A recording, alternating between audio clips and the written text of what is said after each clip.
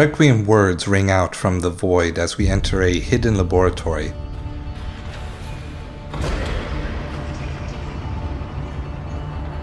The ringing of an old cell phone cues the beginning of a series of events that will determine the fate of the Origin system.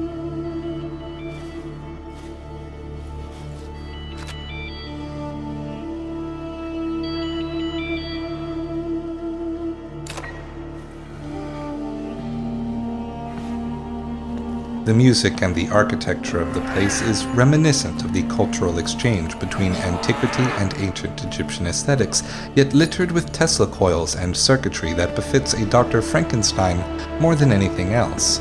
In the distance, a grey colossus reclines, but rests still as death. The good doctor is one Albrecht the father of void energy, accompanied by Kalimos, his hairless gavat.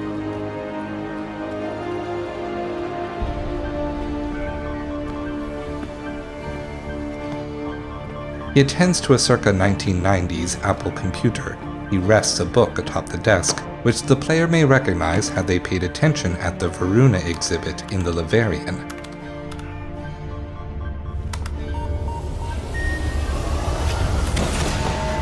A program is initiated. A sarcophagus is opened.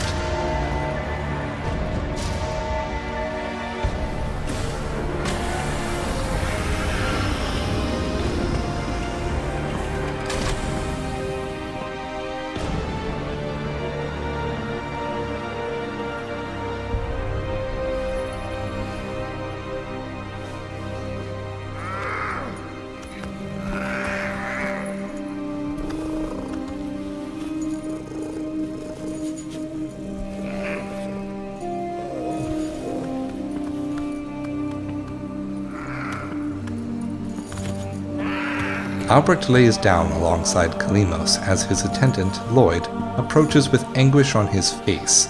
They exchange a muffled whisper. Albrecht, firmly yet tenderly, departs Loid with one last loving caress.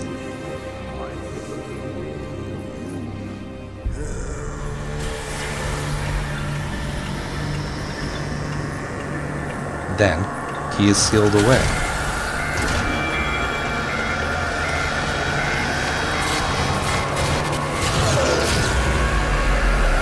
Permanently. There is a murmur in the heart of Deimos.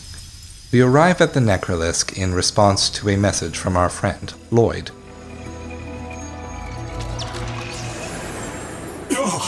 My lonely vigil is over. Follow me, Tenno, and on no account wake the family. Despite their conflicts, they sleep in peace. But a solitary dream plagues me. The miniature necramech piloting construct who shares a body with our other friend, Otak. You must understand. Constructs cannot dream. And yet, I have. He seems worried. In my dream, one single name repeats. Kalimos.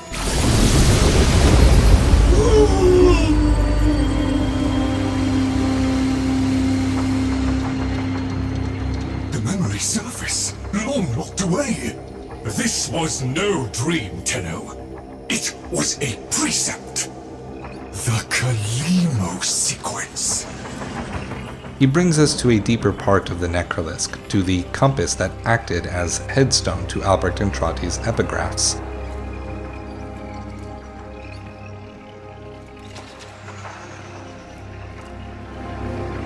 I must fulfill this dormant precept. The Kalimos sequence has begun, and it cannot be undone. Opening a portal to the void, the compass collapses into a perfect sphere.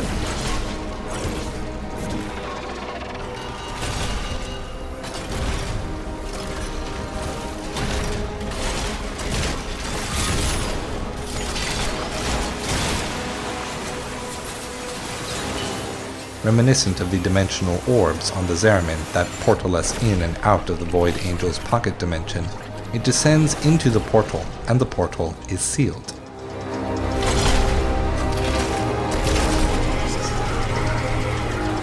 Below, we find the sanctum anatomica, in Latin, the study of the holy body.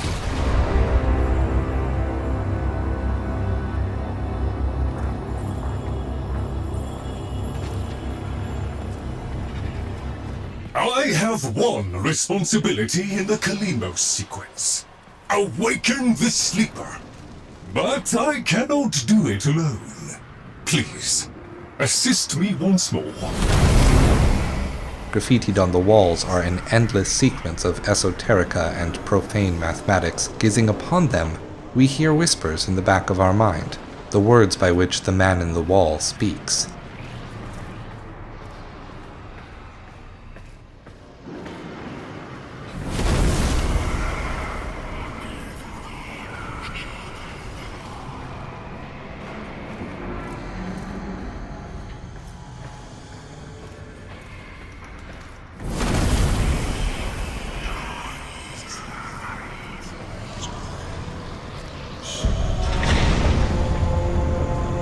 Now, we trespass into Albrecht's lab. Appearing untouched and unchanged from the moment it was left alone.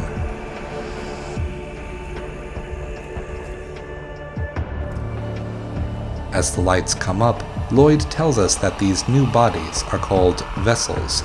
I fear we are off the edge of the map, and into the domain of monsters. Master Entrati never completed his final project, the vessels. The sequence dictates they cannot awaken before the sleeper does.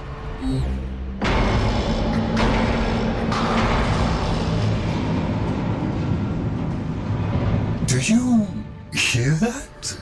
Let us hope the sleeper is untroubled by such strangeness. Find them.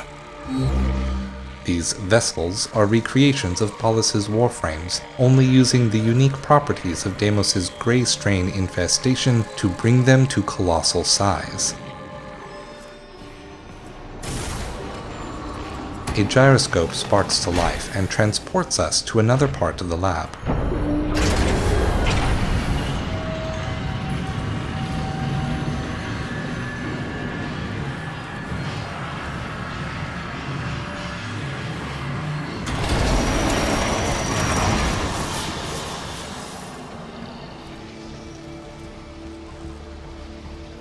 We are introduced to the constructs that guard Entrati's lab and must fight our way through them to reach Loid's prophesied sleeper.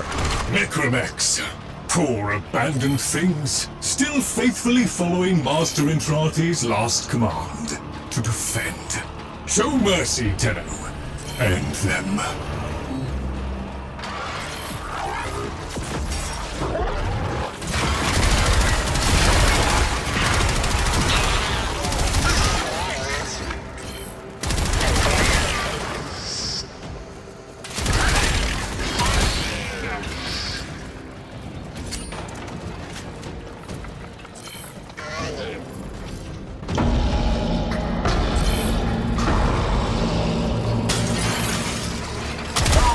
Master Entrati called it the Void Tongue. He feared it was meaningless, and feared more that it was not. That book was like a diary to Master Entrati. His grimoire. No doubt it holds the secrets of the vessels, and of the Kalimos sequence. Take it, Tenno. We take Albrecht's diary as the vivisected brain of a vessel gazes down at us.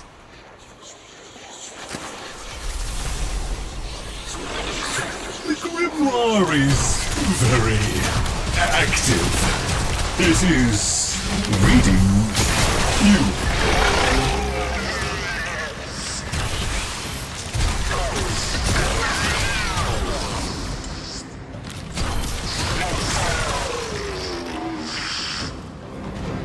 I confess it galls me slightly to see a compendium of knowledge used as a weapon. But needs must. We need be in no doubt of your skill at any. Through the lab, we see the constructs hard at work, repairing the lab and resisting the aging sands of time.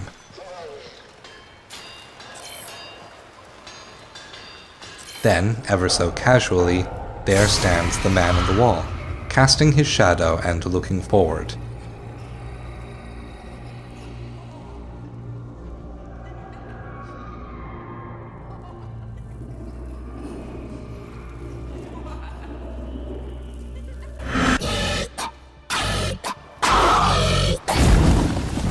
Like Plato's allegory of the cave, he opens a door, casting away the shadows to reveal the void. Or rather, a liminal space. A monstrous danger, these labs. Better off sealed. We can only hope the sleeper has been untouched by this vast horror, this great indifference. A ledge between the realms of dust and void, of matter and energy. Gazing out into the vast indifference, we see towering faces shaped as if crying out in anguish. It is here that we are set upon by the Murmur.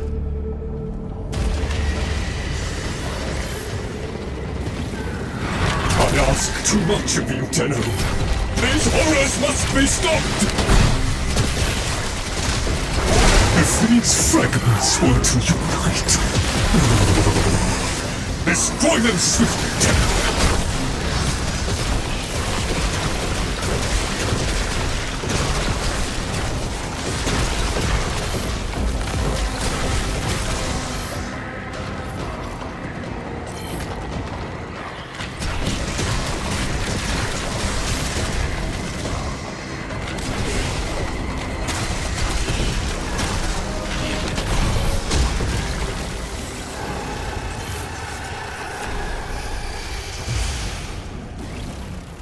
Right. Onward! These spatial manifestations of the void, like the void angels of the Zeramin, but taking the form of shambling legions of stone and sand. The stone of this precipice world occasionally takes on the shape of fingers and hands. Everything here is reaching out to grab you. The next train is arriving. Doors are on the right. We then hear the clock chime of a modern-day subway. For but one precise second, a void portal moves a train car through Entrati's lab, and then back to whence it came.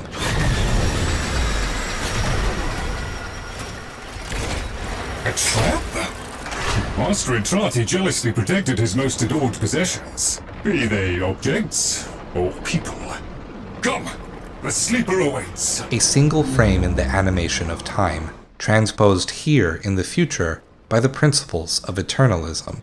Let us not assume, as Loid does, that this is an elaborate weapon.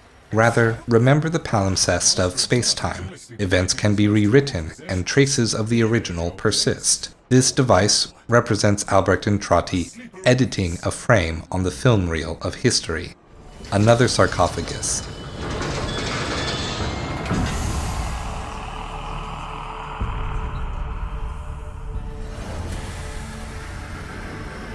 Out steps Loid, the original, ready to get to work, hopelessly eager to see Albrecht again, realizing that such is not a part of the plan. The Kalimo sequence has begun? Did he send you? Is he? No. No, of course he didn't. That would be impossible. This is, well, Loid, the original.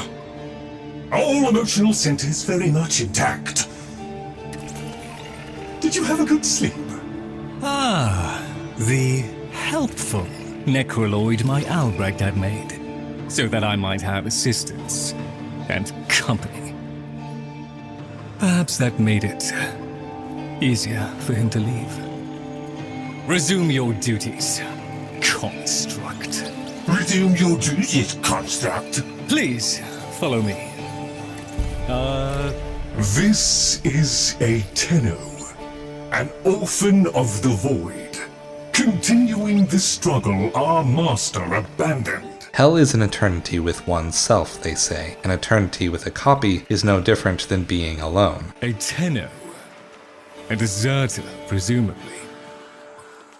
Is it not aware there's a war going on? So, The war, too, is just a memory now. Seeing Loid only reminds him that his lover has abandoned him. Loid now takes over, giving us instruction on the next step of the Kalimos sequence. Loid speaks with the irreverence befitting an Orokin. From the time before the Tenno, he cares little for the distinction between them and a Warframe crafted from a Dax body, sentenced to execution for disloyalty to the Empire. As we walk, he realizes that the Empire, the war, the state of the origin system is far beyond the society he knew. Better to focus on work than on the passage of time, because time is running out.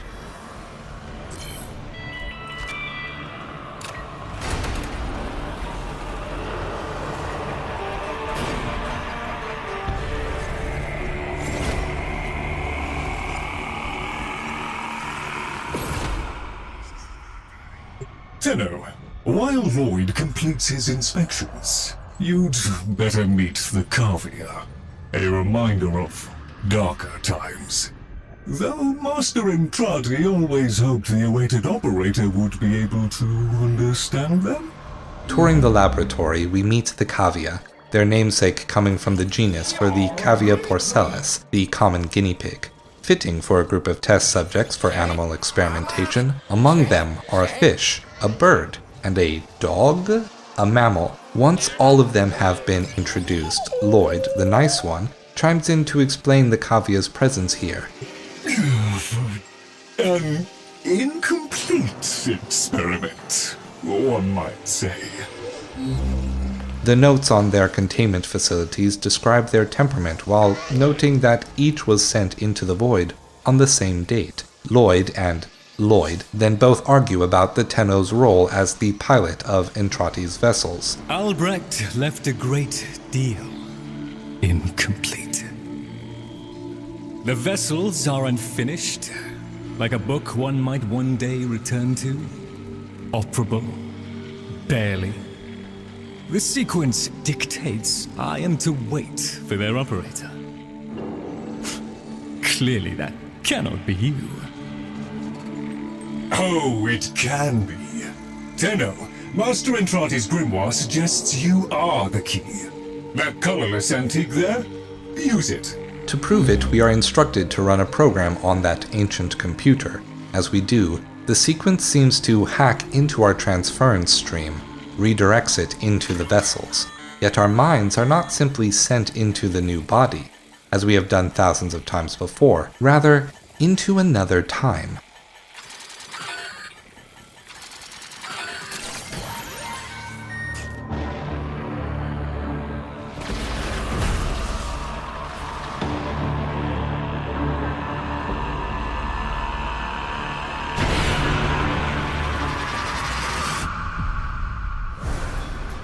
This isn't right. The transference stream. It's being diverted.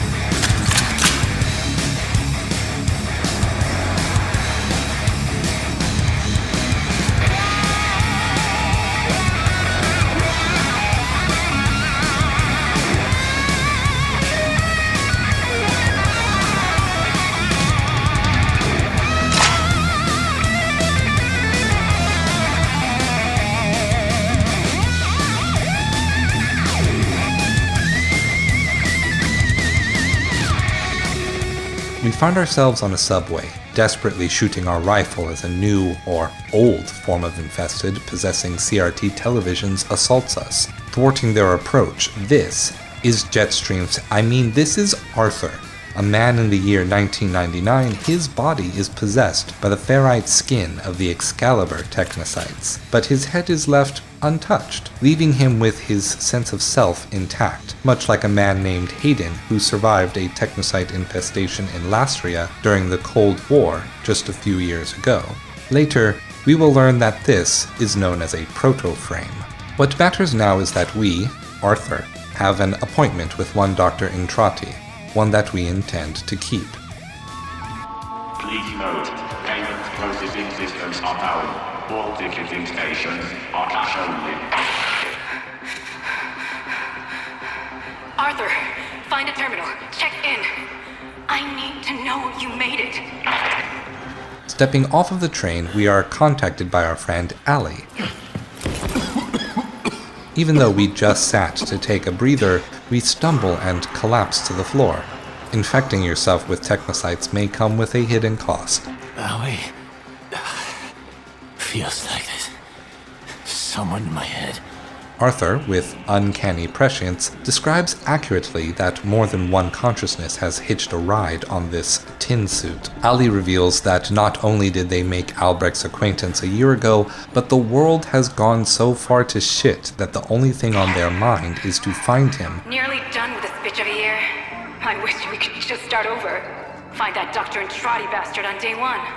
Then I wouldn't be alone on New Year's Eve. And to put a stop to all this, or at the very least take their revenge. In this alternate universe to our own, the Luddites' Y2K urban legend is all too real. It has been replaced by a technocyte-powered infestation apocalypse.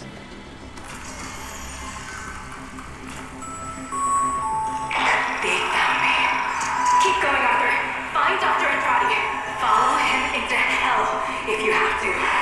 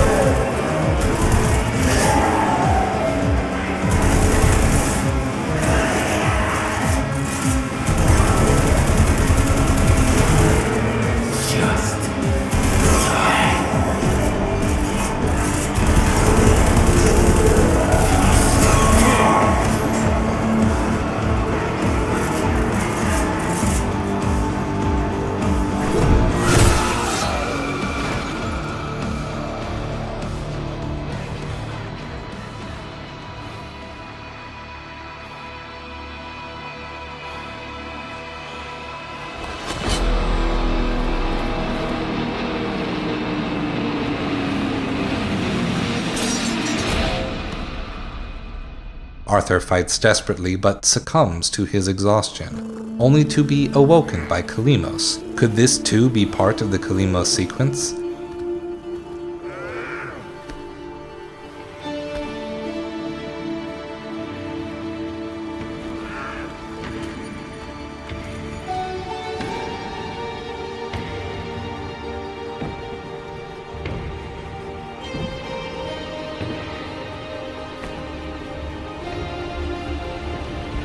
Albrecht Entrati greets Arthur with a dismissing familiarity before his face stretches into a sickeningly inhuman grin.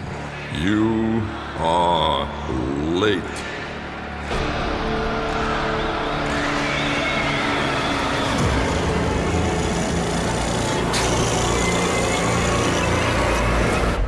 Is that really the Albrecht Entrati we have, as of yet, only heard of in stories? Upon hearing the voice of the Void, the transference stream returns to our Warframe in the future. Loid was able to observe the same event we were. So, Albrecht made it to 1999 in one piece. But that thing is still on his heels. Albrecht rarely smiled after his return from the Void. And never like that. I smashed the casket for nothing! It followed him anyway! The sight of the man in the wall mimicking his beloved Albrecht was too much for him to keep his composure. The Cavia, in a moment of distress, squawk and growl in the words of the Void tongue, trying to communicate but unable. Silence, creatures! It seems the Murmur overloaded your connection. Unfortunately for Albrecht's cherished POM 2, not as future-proof as the label claimed. Alas. The Murmur. They're attacking the sensory network I installed. Our eyes and ears. To arms, Tenno! Play the warrior, and leave the tactics to me. Construct, I'm awake. Your one responsibility is fulfilled. Be with the family. They must be kept in the state of ignorance to which my Albrecht so wisely consigned them. But Yes, I see. Until we meet again, Tenno. Returning to the labs, the man in the wall waits for us, whispering suspicions and distrust of Loid's motivations, of his secrets, that he tore a page from the grimoire. Has he sabotaged the Kalimo sequence? I'd crawl away in shame too, if I'd done what Loid did. Doesn't that grimoire feel a little... light? The Murmur presumes to destroy our auditory and visual senses. In all the time I have been asleep, they have never once been so bold.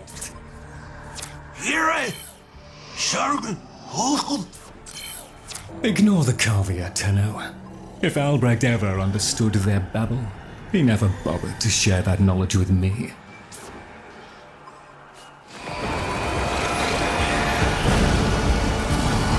Here they come! After all those years of creeping, silent encroachment, something has changed them, stirred them up. The necramechs never could be compelled to attack the Murmur. Albrecht suspected they could no longer distinguish between the indifferents and himself, a theory he was reluctant to confirm.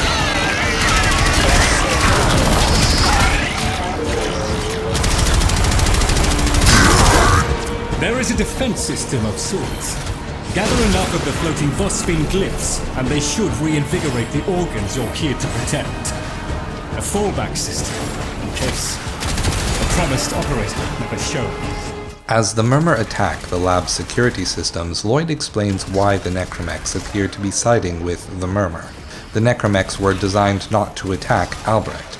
The Murmur were beings of the Void, thus leading to the theory, based on Albrecht's own paranoia, that he, the Murmur, and the man in the wall were all one and the same. Shifting focus! Get to the victory! Look at them. The indifference. He could have given lessons in indifference. Come! Albrecht once thought the Cavia should have been destroyed. Failures all. But he briefly showed reluctance, and I saw no reason to punish them for his negligence. I saw off Granum's thugs. I beat back the infested. And by the void, I shall see the end of these monstrosities. As we move to another location, Loid continues to vent about how cold and rational Albrecht could be. The Cavia still plead with us in Void tongue. Loid, in a strange moment of vulnerability, explains how he saw his work to keep the sanctum safe and his decision to keep the Cavia alive were one and the same. The Cavia were not kept because their void-sick ramblings may prove useful sometime in the future, but because they, like all sentient things, deserve empathy. Dust yourself down, Tenor. We are still alive. Rejoin me, and the Kalimo sequence may proceed.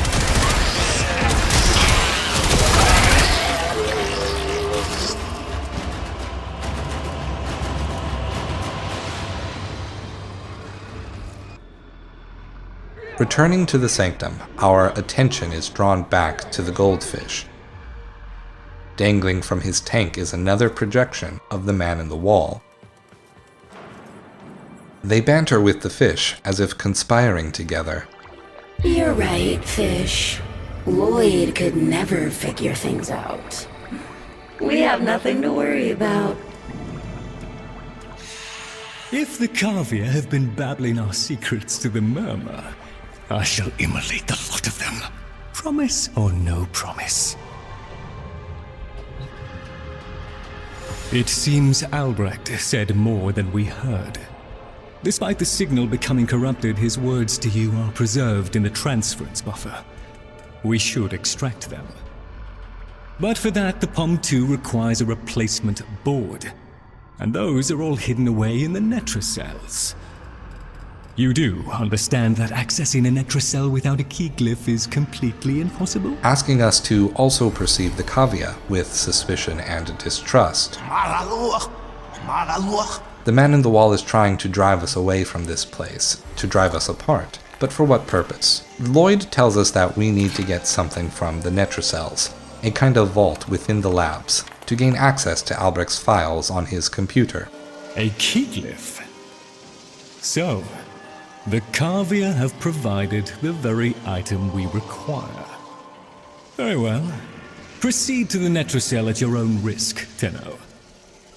That babbling oddity may be sending you into a trap, and if you do end up in one, I'm afraid you are on your own. As we turn towards the door, the mammalian Cavia, the cat horse thing, growls the words Mara Lock. Mara Lock. This is, of course, still Void Tongue, but it is Void Tongue that the Warframe lore community has mostly deciphered. From one Albrecht Intrati's epitaphs titled Lock, he tells us directly that the Void Tongue word means void. The man in the wall has spoken to the Tenno, operator, and drifter in booming void speech, and most times it is ended with the words Mara Lock. Though other theories are out there, the Warframe lore community has largely agreed that Mara Lock refers to the Tenno.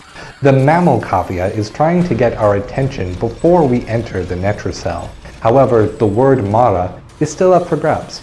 So I think we can use a bit of culture to decipher this void word early. Breaking into the Netracell will take some time, so I will use it for this little tangent. Mara is the word for a kind of demon in the Hindi and Buddhist religion. This series, covering the philosophy and cultural allusions in Warframe's story, has already covered Hinduism and Buddhism's presence in the story, so I do not feel the need to retread old ground proving it. So let us skip straight to describing this demon. Mara are demons whose role in the ontology of these religions is to keep people trapped in the cycle of samsara, the endless cycle of life, death, and rebirth that all living things, the gods, and the universe must undergo. When Siddhartha Gautama, the Buddha, was on the cusp of reaching enlightenment under the Bodhi tree, he was visited by one such demon, Devaputra Mara, who tempted the Buddha with every worldly desire.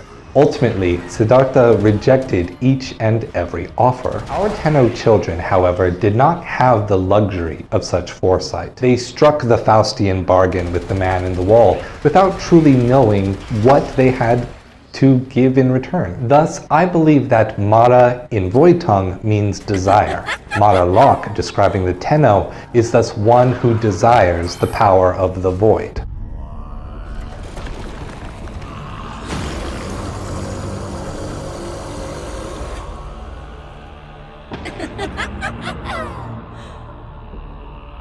Look at these things lying around. Abandoned. Like you, Loid. You are his demon, not mine. I won't listen.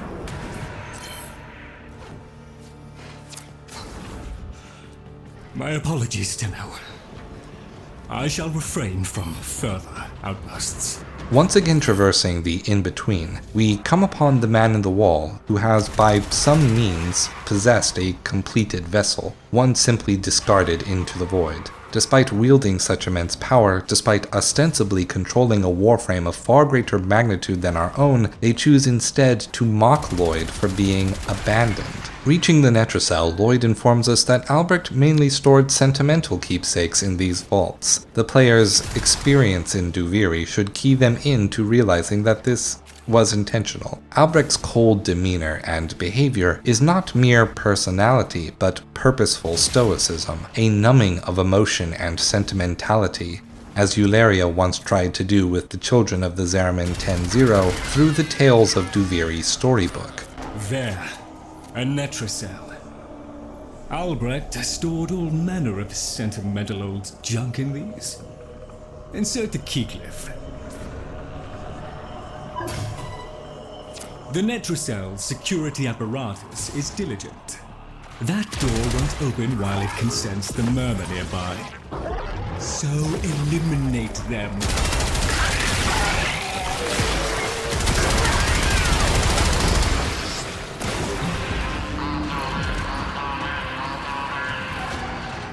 Necramechs.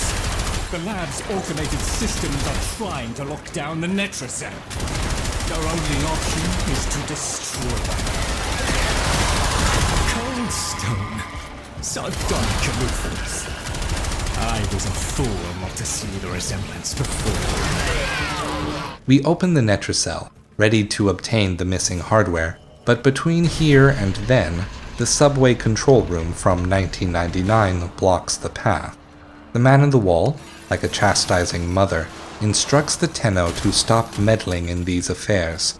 You should have left well enough alone, kiddo.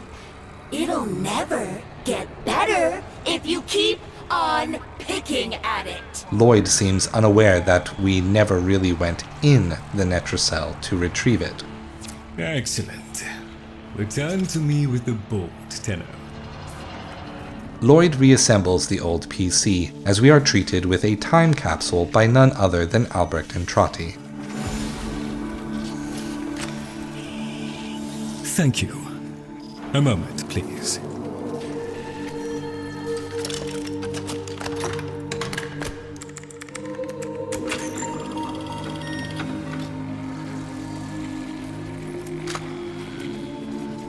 Would you do the honors?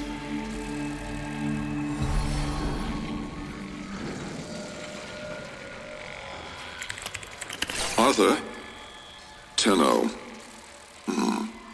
Forgive me. I need Loid to understand why I had to leave. Without him. Why I forced him to destroy the device after I had gone. And why I could never say the words he so needed to hear.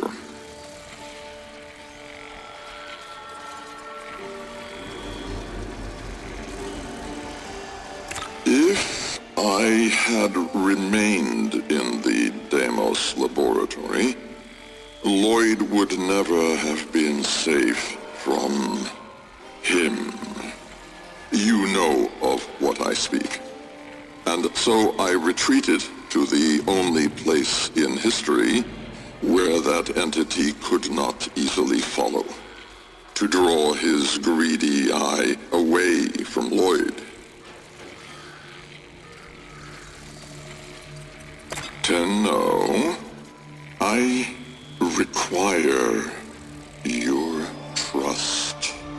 Craft the little curio whose blueprints you will find in the computer's memory. Complete the Kalemos sequence. Repair. Rebuild. When the time is right, find me.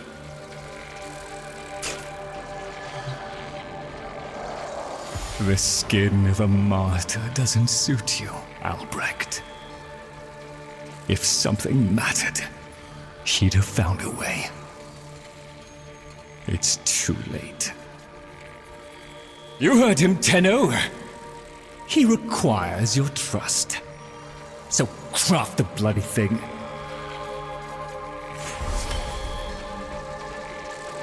When Albrecht speaks to us, he seems uncertain of who he is talking with, or at least who he should be addressing, as the message may be simultaneously for the chosen operator or for Arthur back in 1999. He explains that leaving Loid, destroying the machine, and even being unable to say the words "I love you" to his partner was done for Loid's own protection. He suggests that prior to the year 2000, the Man in the Wall would have less access. That, or there is something special about 1999 in particular. For some reason, crafting this Jahu gargoyle is of great importance to the Kalimos sequence. We know that Jahu is the Void Tongue word for form, either referencing the Platonist idea of form being the perfect ideal of a concept existing as a law of the universe from which knowledge and crafts create imperfect representations, or referencing Aristotle's four causes, the efficient cause being the one who makes it, that would be the Tenno and their foundries. The material cause, the substance it is made of, it is made from a shrill voca, an item from which its description is the materialization of void speech itself. The form, describing the structure of something, in this case a chimera of the fish, the bird, and the mammal cavia. Finally, the telos, or the purpose, behind the craft. What is the gargoyle's function and ultimate goal? That is much harder to answer, but while the Foundry is working on the statue, perhaps we can explore it further. The Jahu gargoyle is not in fact a gargoyle, but a grotesque, a kind of artistic flourish that decorated the exterior walls of Gothic architecture, mainly from the 12th to the 16th century. The purpose of a grotesque in a religious context was thought to be whimsical images, usually of ugly or horrific creatures, either to ward off evil spirits or to remind religious congregations of the separation between the material world and the world of the divine. Tick tock, kiddo. You don't want to be late again, do you? From what we just heard, warding off evil and separating the void from the origin system certainly makes a good deal of sense. The presence of the Jahu gargoyle also acts as a juxtaposition to another architectural influence in this update, a 1950s architectural art movement, brutalism. The space between the lab and the void is represented as a stark, sandy expanse built upon stark geometric concrete. The hallmarks of the brutalism architecture movement are the rejection of decoration, sharp geometric forms, and the exposure of raw materials, most often with the use of concrete. The word brutalism is in fact not named after how harsh, intense, and brutal the designs of these buildings are. In fact, the goals of the movement were actually quite noble, even empathetic. Brutalism refers to the description by the architecture art critic Rainer Bonham, describing the buildings as béton brut. Brut in this case means raw and béton means concrete. The whimsical embellishments of grotesques would be unwelcome on the walls of a brutalist building. In socialist political spheres, the idea of brutalism was about an affordable and efficient use of space for public housing. By abandoning the fanciful tastes of the bourgeoisie, it was believed that brutalist architecture would alleviate the problems of homelessness in cities by creating easy, aesthetically appealing, and most importantly, low-cost housing. Sadly, this platonic form of brutalism did not come to pass. The cold exteriors of these buildings would not appeal to the aesthetics of the public. The concrete megastructures were often deconstructed, and those that remain tend to be preserved as cultural landmarks. However, the influences of brutalism are still remain in modern real estate aesthetics. Clean geometric patterns, solid colors, exposed hardwood floors, and red brick. These concepts litter the idealist dreamings of home renovation shows on the HGTV channel. In the Void, the desert walls seem to be a blending of brutalism and Gothic architecture, given that just around the rigid wall, the soft shapes of the man-in-the-wall's fingers can be found spreading throughout the space. Oh, the Jarhu gargoyle is ready. Let's claim it and return to the lab with haste. The Jarhu gargoyle. Bring it back here and we shall examine what form will do to help us. Once placed, we can notice the subtle texture of a fingerprint indentation into dried clay. Albrecht may have told you to build that thing, but given how he used people and threw them away, he may not have cared for your safety. If that gargoyle is a threat, you must take it from the sanctum immediately. Now, activate it. We activate the Jarhu gargoyle as if witnessing a Pentecost. The incomprehensible void tongue of the Cavia becomes a language we can understand. At last! If ignorance is bliss, then you, Tenno, must be ecstatic. Come on then, bring it closer. Wakey, wakey. Where did that come from? Identify yourself! Please, Loid, let them figure it out. Here, in the jar. What? The fish with the big brain? Yes, the fish with the big brain. Can we please finally get this interminable process over with? Albrecht used you to give the Cavia a voice, just as he used me to keep them alive. Such a resourceful man.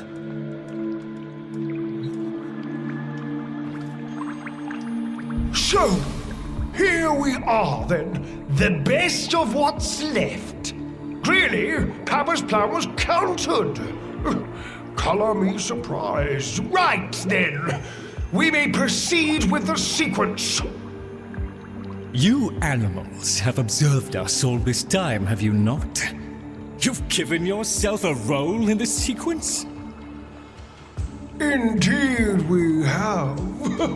Oh, come, Loid. It's named after Papa's favorite pet. Spare the rod and spoiled. We know the fragmented ones are heralds of the indifference. We know the chosen operator must summon and destroy them. And regrettably, you, Loid, have made this impossible. Choose your words carefully, fish. Tenno, the grimoire is incomplete. The final page hidden away by Loid. Be a darling and retrieve it. That's all. Run along. So be it. The gift of decency was clearly not bestowed upon the Cavia, Tenno. But I cannot deny the page's current status is lost. Talk! Talk! I can talk! Hey! Hey! Oh! Mr. Loid! Mr. Loid! Where is Papa? Why did Papa leave us? Mr. Loid! Papa is gone. We could all be gone too. In an instant. Like... We have to keep quiet. Okay. What stands out to me here is that Fibonacci has described the Kalimos sequence as an interminable process rather than a more derisive term. In my opinion, this is not a mere insult. I think this alludes to the nature of the sequence, to something where the end solution is something that cannot be thought of as an ending. While we search for the missing page of the grimoire, Fibonacci and Loid explain the man-in-the-wall's ability to traverse time and space as it relates to the reliquary drives. Allow me to boil this down for you. Should the indifference's corrupting touch reach us and take back our speech, we would be screwed. So, be a love and eradicate the murmur in this patch before the big bad gets word that Loid's awake and the fish is talking. Tenno, there is some truth to what the fish says. That page was the last thing my Albrecht ever wrote. Meant for me. Since I had no interest in reading his endless self-justifications, I hid it away instead. But with all this chaos, it's undetected. So long as the indifference is missing a digit, it is confined to the strands of Khra. Don't ask me, your tiny mind would likely pop under the strain of understanding. This limitation is our one hope. Do not patronize the Tenno fish. The strands of Khra are merely void renderings of the chains of cause and effect. Conceptually embodied timelines, if you will. Papa's daughter excelled at explaining complicated concepts in childish terms. I see now where she learned it. For those who paid attention during the Rising Tide and the Angels of the Zhermin quests, the Reliquary drives are the technology that empowered the Orkin to warp through the void from one part of the solar system to another, essentially enabling faster-than-light travel. A relic in the Christian sense of the word is a part of a deceased holy person's body. The Reliquary is the container or building which houses a relic, and in the Origin system, the most important relic is the finger that Albrecht and Trati severed from the man in the wall when his daughter Eularia closed the Void Gate. We learned from Archimedean Yonta that the original severed finger grew and multiplied. The many copies were harvested and became the foundation for advancements in Void technology. Khra in Void tongue means time. A strand of Khra is thus a strand of time. Even though Fibonacci assures us that Loid just explained what a strand of Khra was simply and succinctly, I think for our purposes it bears further exegesis. Warframe's concept of time is called eternalism. The past, present, and future all exist at once, regardless of your personal perspective on the timeline. Strands of Khra are possibilities made real by conceptual embodiment, by consciousnesses giving ideas form and matter. If you come to a fork in the road, you can either go left or right. Both choosing left and choosing right are a strand of Khra. I think it is important to highlight that Loid says conceptually embodied timelines, but not parallel universes. Until Warframe's story does otherwise, it is still the case that there is only one universe. However, with eternalism, you can introduce new information, new keyframes into the animation of the universe. At any moment, past, present, or future, the universe will change as a result, but not be entirely overwritten. The palimpsest of space-time. One frame can change, but the traces of the original remain. Arousing as I'm sure this is you, the rest of us are moments away from an extinction grim, black, and final! So, if you would be so kind, finish up so I can point you toward that sodding page! A strand of time, therefore, is a thinking thing perceiving a possibility that did not come to pass, a thought that creates the possibility as real matter, and then adds it into the universe as a new frame of animation. As Fibonacci describes, the man in the wall's finger and the many copies of the finger relic are the only strands of Khra, the only possibilities that the man in the wall has access to. They are the only places and times where he exists outside of the void, in the real universe. The man in the wall can only exist where his fingers are touching, but he doesn't fully exist in any of those places. The man in the wall thus creates the conceptual embodiment of himself, the rest of himself existing, then adds the frame of himself into the universe. Perhaps this is why Albrecht chose to retreat to the year 1999, on New Year's Eve. Perhaps it is a time before the influence of any of the finger relics, yet still at a pivotal moment of transition, which allows him to strike a decisive blow against the man in the wall, or even block the universe from having access to the void at all. Bravo! It was a long walk towards competence, but here you are. Now please, the page.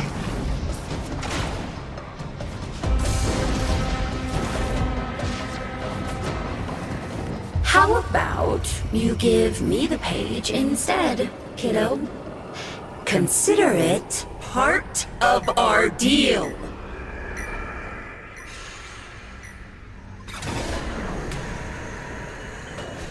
As we grab the page, Loid rebukes us, as a scorned lover would their ex, but having refused to hand the page over to the man on the wall, they use our absence from the sanctum as an opportunity for retribution.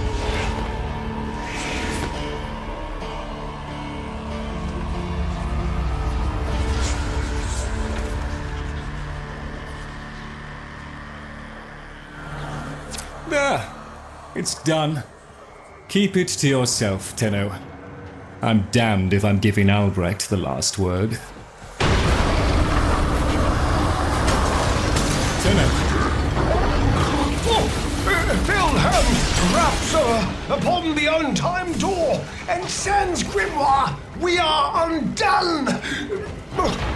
We've been rumbled!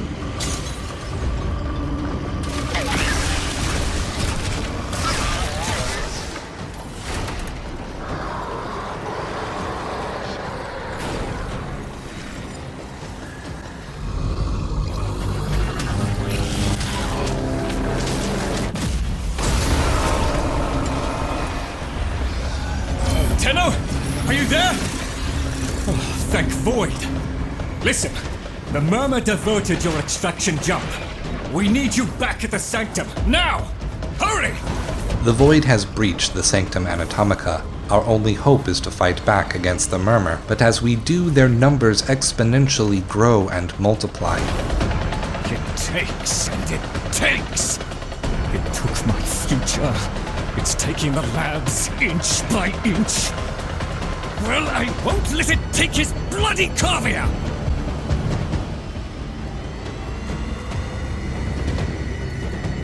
The sodding indifference seeks a path through the walls, and then, Tenno, through you!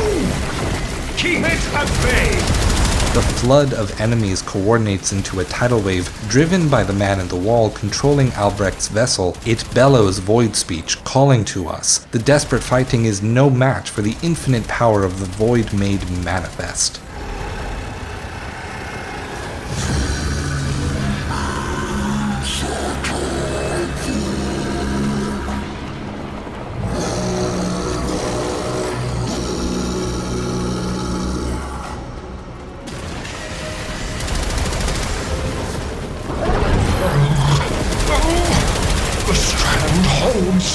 The indifference approaches! Soon, it will take on mass.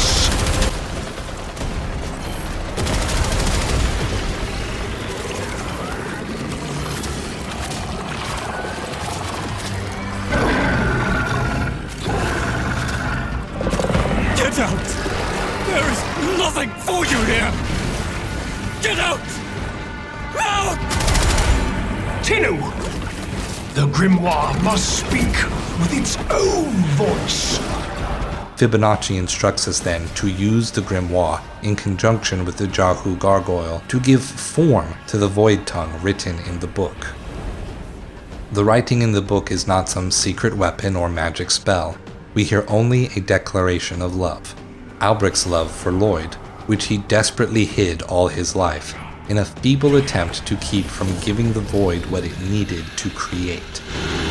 Loid, you gave me back my sight, but I would not spare you a glance. You gave me back my voice, but I never spoke to praise you as I should. For you were my right hand, my strength, my support, my sanctuary. Even when the galleries hurled scorn upon me, your sole desire was to suffer it in my stead. So long as the void and he himself were indifferent to the universe, everything would stay exactly the same. He could afford to bide his time.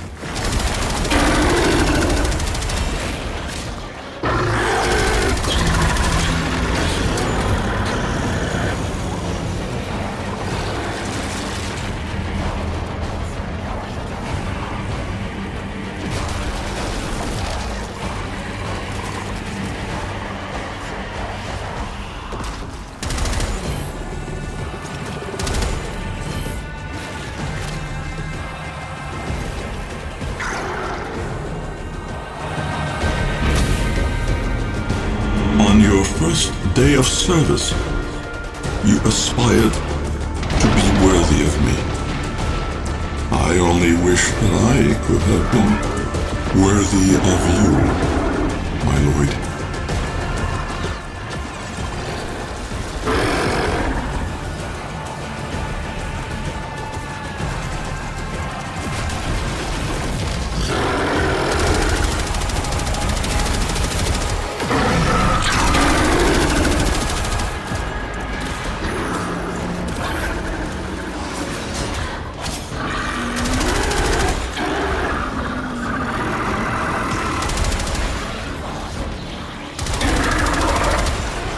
With his murmurs defeated, the vessel now leads the assault, a warframe capable of immeasurably more violent force than our own. The slightest touch would be enough to rend us apart.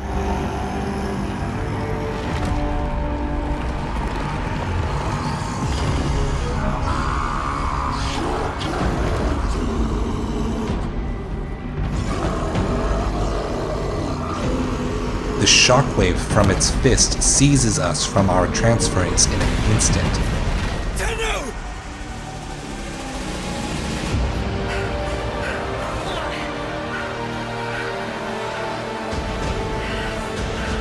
In the moment before our death, rather than resist, we let go.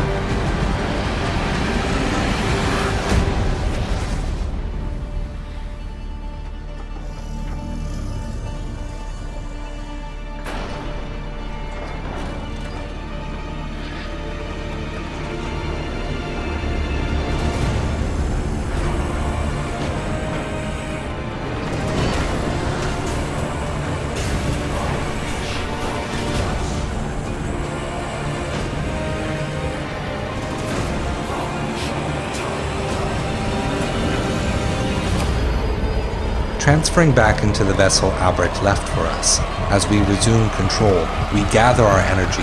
We prepare for the singular decisive blow that will put an end to their vessel. Now, reaching out,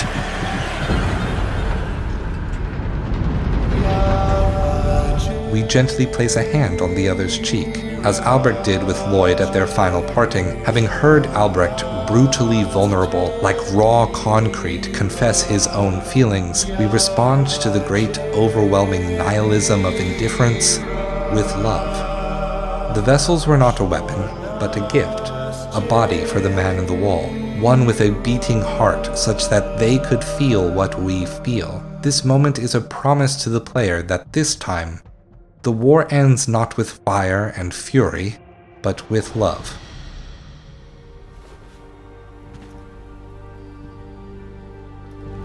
This stillness. Tenno! No. Operator. The strand of Khra has been cut, while the indifference remains undeterred. I foresee a grim and continuing struggle to safeguard Papa's laboratory from its fell and ruinous grasp. Indeed. I shall not waver.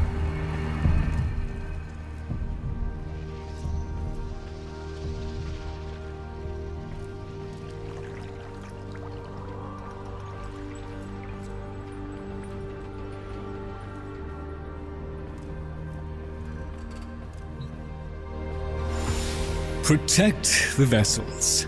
Repair. Rebuild. So runs the Kalimo sequence. And such is our task. In the version of the past we saw, my Albrecht said we were too late. The solution, naturally, is to arrive on time next time. You keep the Murmur at bay, I shall fulfill my role. Punctuality. The Entrati family never could arrive on time without my help. And so, here I am, back to my old role, the diligent servant. Albrecht would have smiled at that, I think.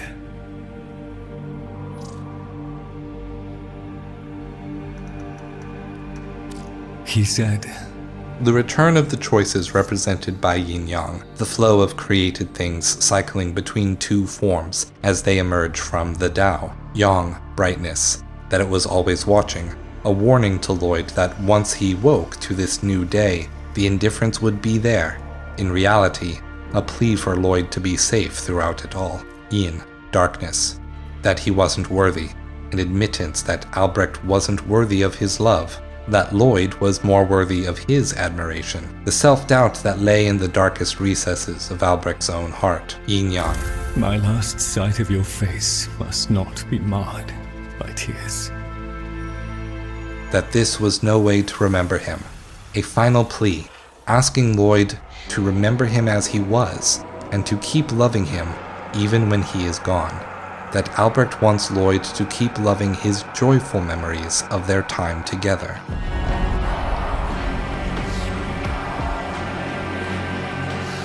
We had a deal. The deal was shook. A little handshake, all it took. Though from the deal, the wee child ran. Yet still, the end has re-began.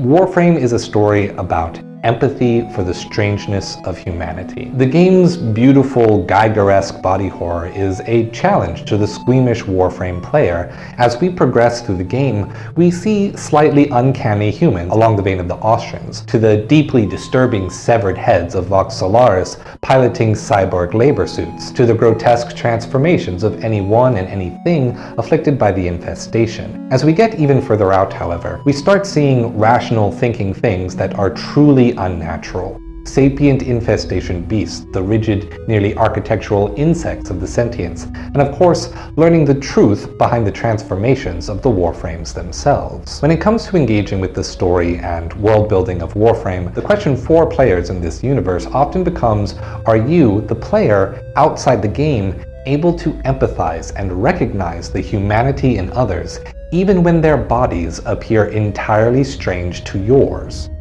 The story of Albrecht and Trati, the story of the Man in the Wall, is ultimately a story about how empathy, not violence, is the only way to overcome an enemy. That what we see as our antagonists are inherently a reflection of ourselves.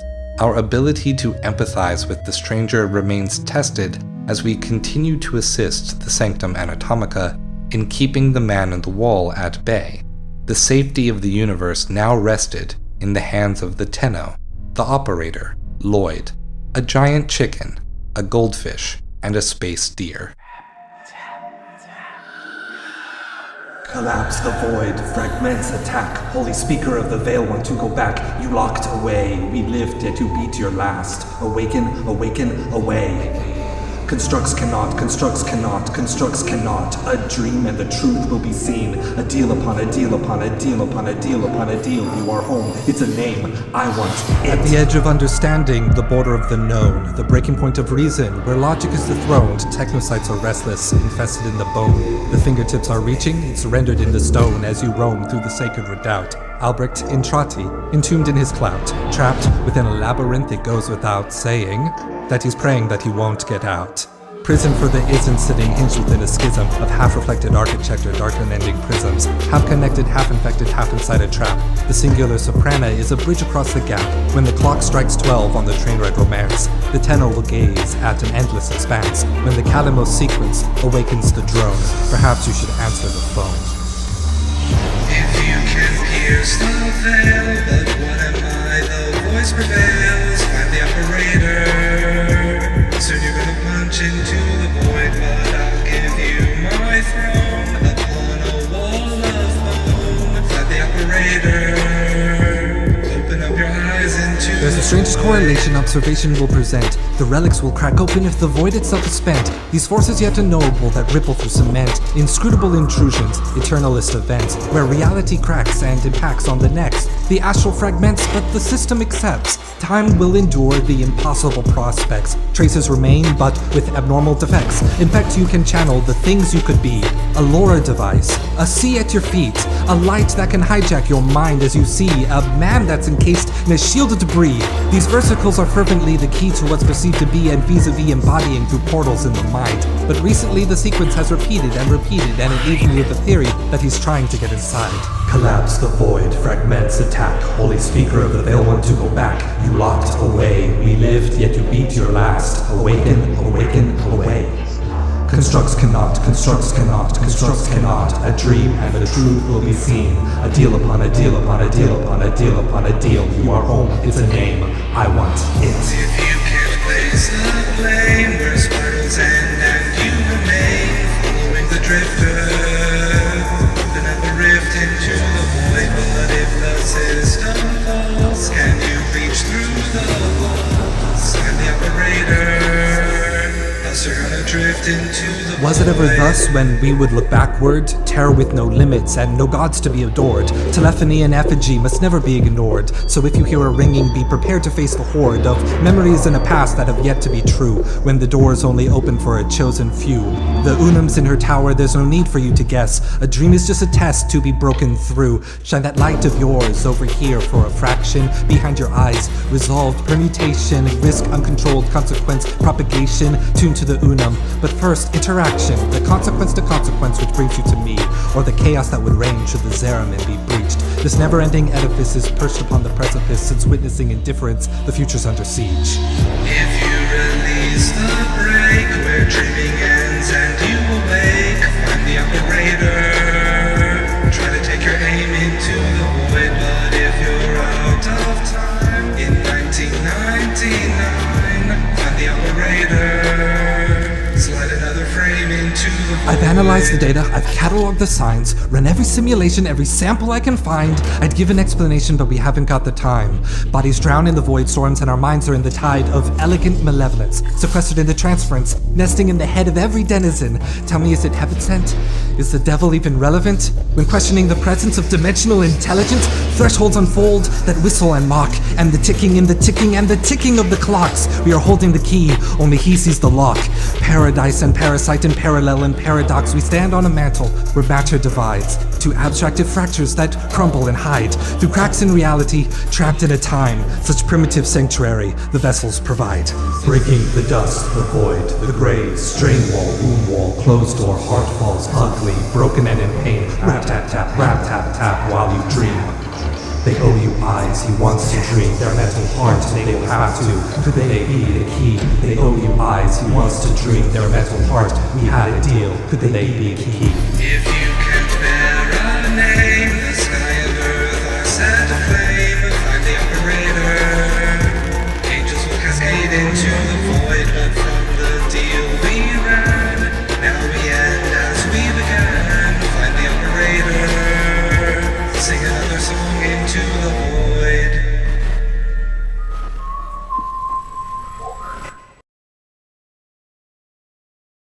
Samples over here, if you please. You've met the animals? The catastrophe Albrecht saddled me with? Well, any ideas? Their roles were intended to be filled by qualified personnel. People! Instead, we have this. It's bad comedy. They're imprinted with whatever information they need to function, and an understanding of our current state of affairs, including Albrecht's absence. They were sent into the void using a bell of the same design that Albrecht initially used. The void got in, somehow. Again.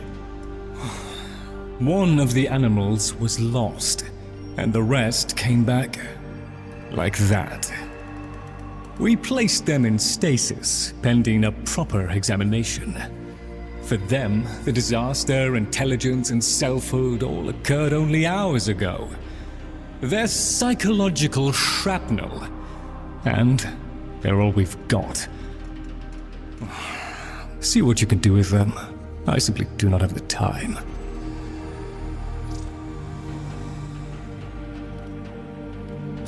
My Albrecht did his best to prepare the stockrooms for your arrival. I'll just put this all back then. I'm quite content down here, I assure you. A chap has to have his space. Oh, I'll just pop off and find something to dust, shall I? The debris of monstrousness. Let us learn from it. This ought to keep the group cohesive for a little longer. Company is always welcome down here. Upon speaking with each of the Cavia, we learn how they came to be, and how one of the Servalites failed to survive the experiment. Ah, yes. Operator, correct? Drifter, perhaps? You'll find our merry band share that unconventional relationship with their appellations. I am Fibonacci. Papa's design has uplifted me to function as the coordinating factor of this little group. You, may have heard that one of our number was consigned to paradise before our return from the void. Min, Tagfer's mate. Yes, most unfortunate. Too often it is the good and the young who forge our future, laying their lives upon progress's unfeeling anvil. Now, let us apply ourselves to the grand work at hand, and deny our minds melancholy's frigid caress. To work!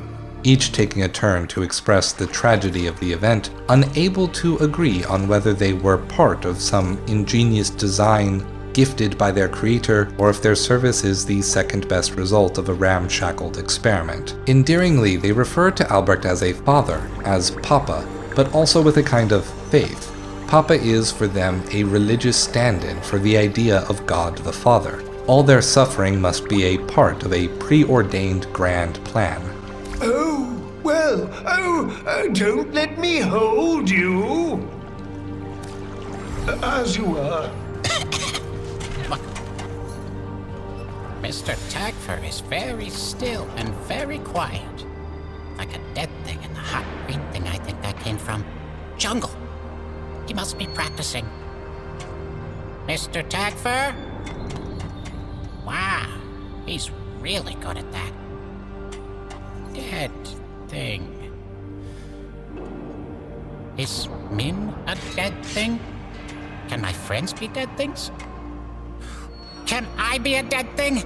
Oh, Papa will bring her back. Papa can do that. Papa won't let us be dead things. Papa, Bark, loves us. Yes, Bark. Yes, Bark, Bark. Mr. Fibonacci. He'd know. Papa's plan, he said. So,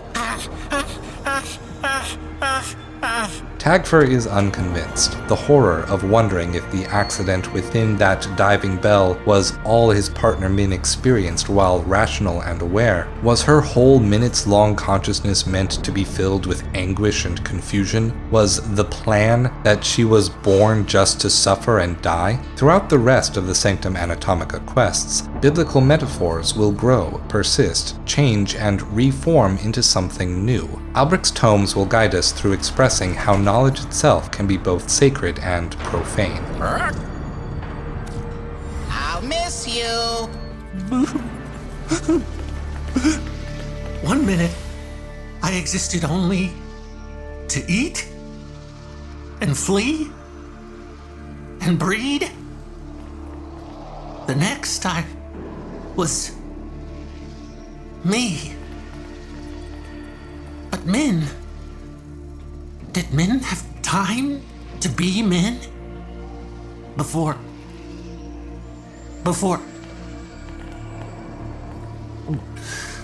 She and I, we were the last. Did you know that? Without her, there's no more us. No more Tagfer and Min. No soft calls. No gentle nuzzling muzzle. No little Tagfers. No little Mins. Ever. Fibonacci says we have to trust that it's all part of Papa's plan. How? Why? And now, I have a purpose. So the fish says, to help you in the ways in which I have been instructed. But all I want is to be with her.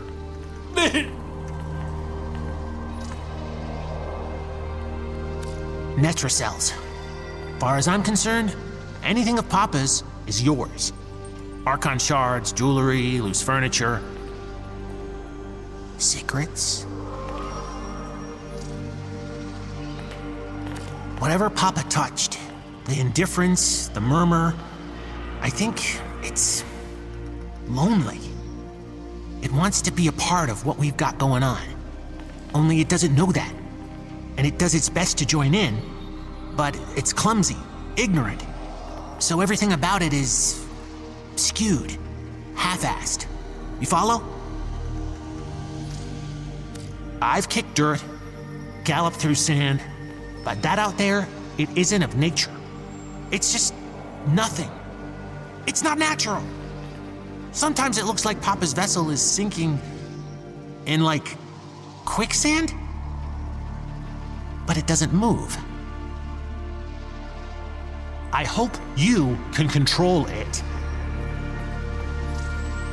You see what I see over that way? A monument to something taken from me. Forever. When you rebuild Papa's vessels, rip that one's head off next time.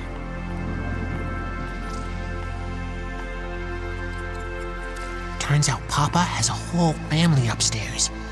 Daughter, grandkids. None of them have any idea about any of this. If he was hiding them in the here and now, what was he hiding back in 1999? Settling the score with Albrecht won't bring Min back. I'm not stupid. You gotta understand, I'm not doing it for me, or her, or Loid, or any of us. I'm doing it because it needs doing. If there's anything in the Netracells about the vessels, steal it. Listen, I know Loid cares for Papa. So if you find him and anything goes down, do me a solid. Keep Loid away. You understand? Papa never wanted anyone to know what he was up to. That's why he built the Netracells. Little hideaway vaults. Not even Loid knows what he got up to in there. I want to know. I can get you into the anchor hold, where Albrecht stored all his key glyphs. They're on a rotation timer. Only one Netracell can be opened at any given time. And before you can do that, you've got to find the Netracell and neutralize any opposition. Impossible for a guy like me, but maybe not for someone with a working pair of opposable thumbs. What do you say? Before we begin our missions, we can access Albrecht's antique PC, wherein we can find a summary of each of Warframe's main story quests, from the moment our Warframe was awoken to the events of the new war and Duviri. Perhaps a recognition on DE's part that they have told quite a lot of story over the past 11 years, and perhaps a refresher may be helpful. That, or they are slighting a certain pretentious YouTuber for suggesting that it may take a not unreasonable number of hours to appreciate Warframe's ongoing story. I could narrate these entries, but we'll move on in the interest of brevity. Approaching the now still vessel controlled by the man in the wall, we can hear the vessel's heart still beating.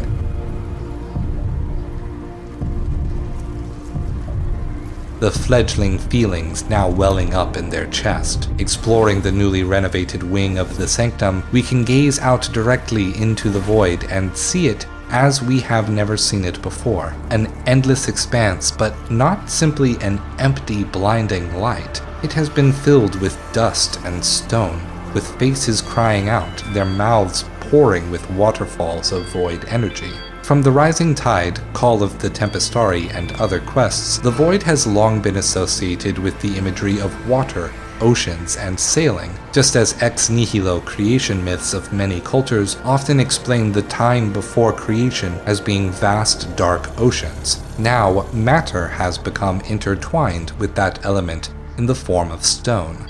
The man in the wall, now possessing a consciousness of their own as a result of experiencing Albrecht and the Tenno, is constantly creating, and this landscape is a reflection of his thoughts.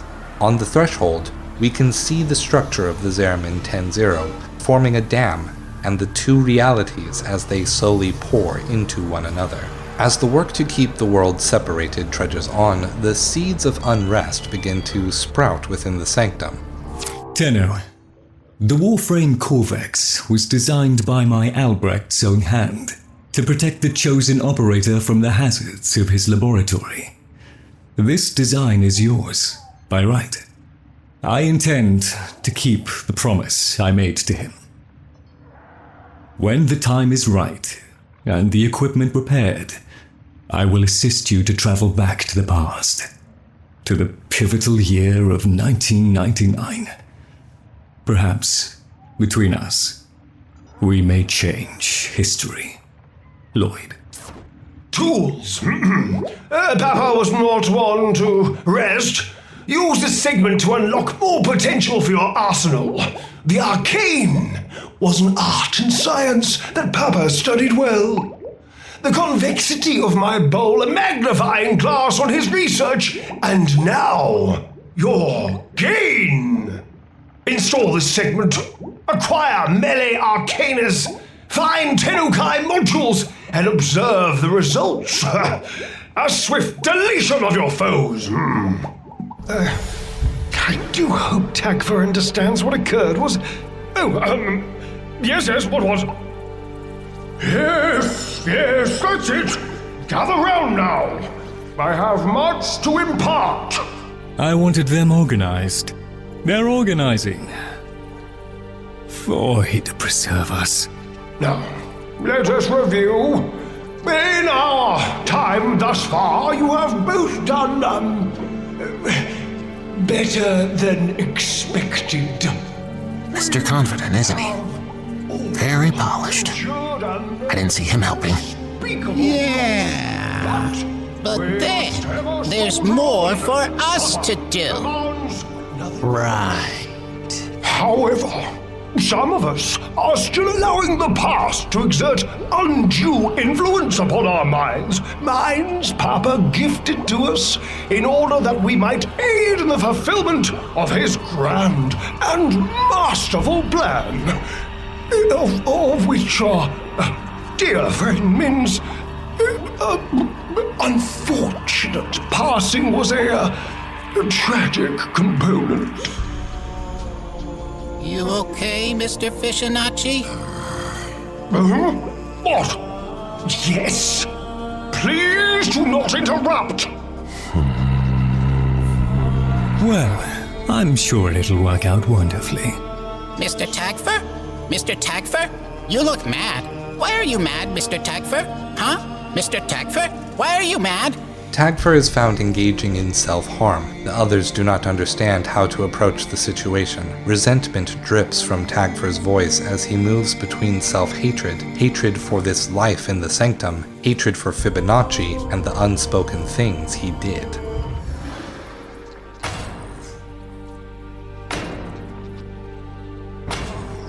Mr. Fibonacci? Mr. Fibonacci? Mr. Fibonacci? Mr. Fibonacci!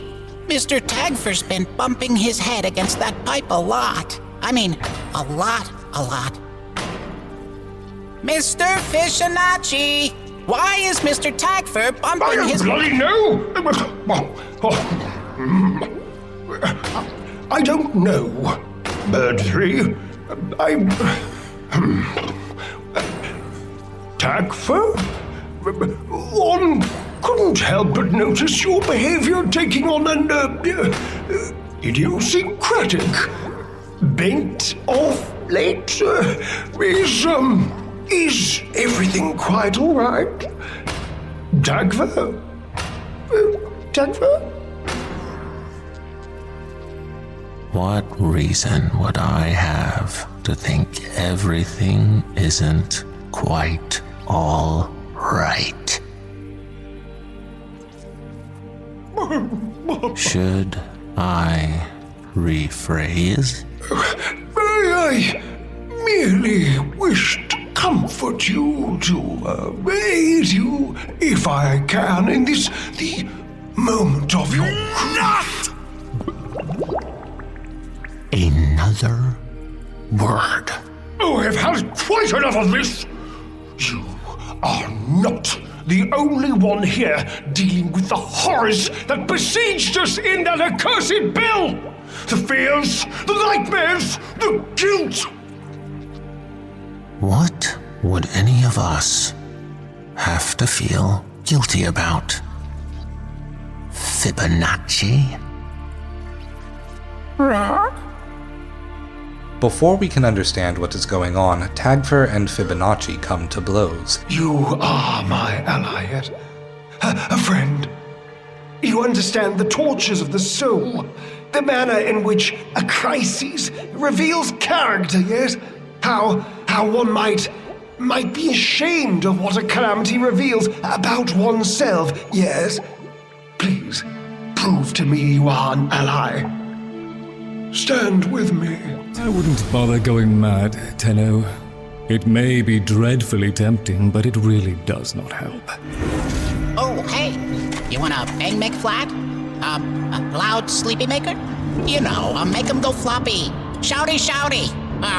Words. You need something? Papa's plan, the fish says.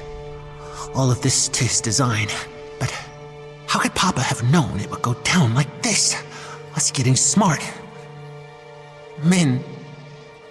Unless he had some hand in it. But Papa's trip to the void went bad as well, right? That wasn't planned. Or else he wouldn't be so rushed and panicked. Maybe Papa screwed up. Maybe this was all an accident. Loid put me in charge of getting you into the Netracells.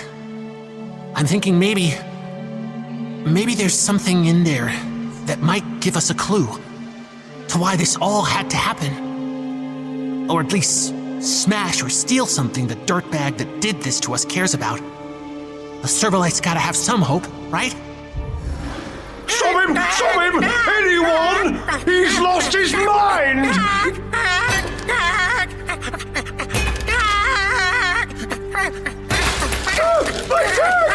Oh, by the void! He's killed me! Stop! Stop! I'm leaking! I'm leaking! You're fine. What in blazes? What the hell do you care? You put us in that bell. You watched as she... I saved your lives! Do you really think Albrecht thought to freeze you? To preserve you? That was me! In the hope that we might find a cure for void exposure. Then that means... The clock's still ticking. We're gonna die. I'm working on it. I don't care. I want the fish. What? He did it! He killed her! He killed Min! What? I just told you that you're going to... Hold on a minute. This specimen... Min was lost to the void. Vented to the void! By him! Why would... To save himself! Or so the coward thought! Tell them! Tell them what you did! The void had penetrated the bell. It was in there with us. Before it started talking, though, it made us smart enough to understand it. And that's when Fibonacci here lost his shit. Panicked.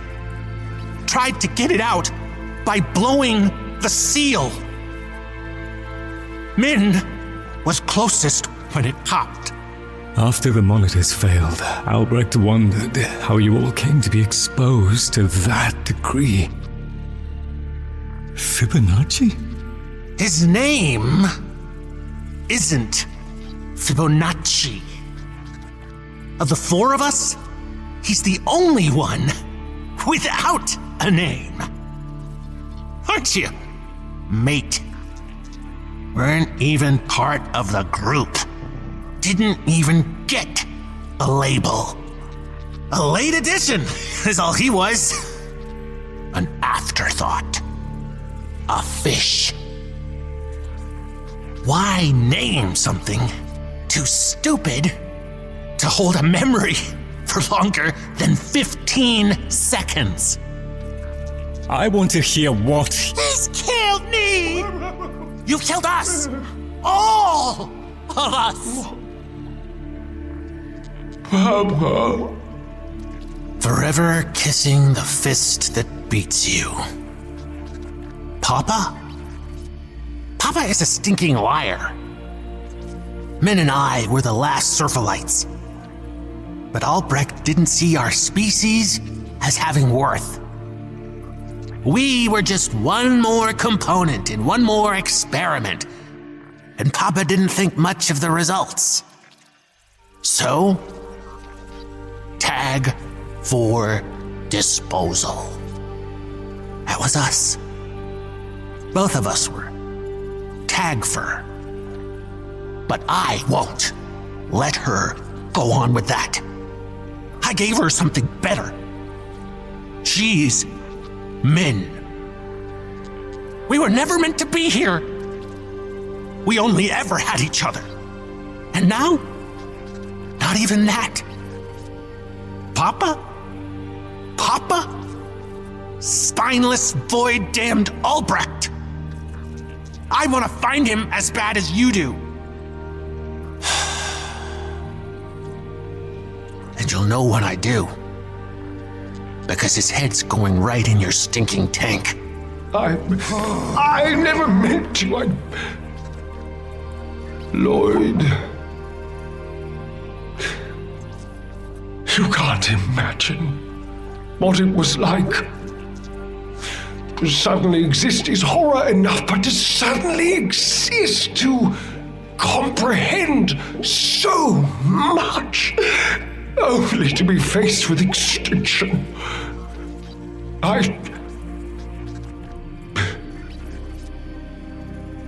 I'm sorry.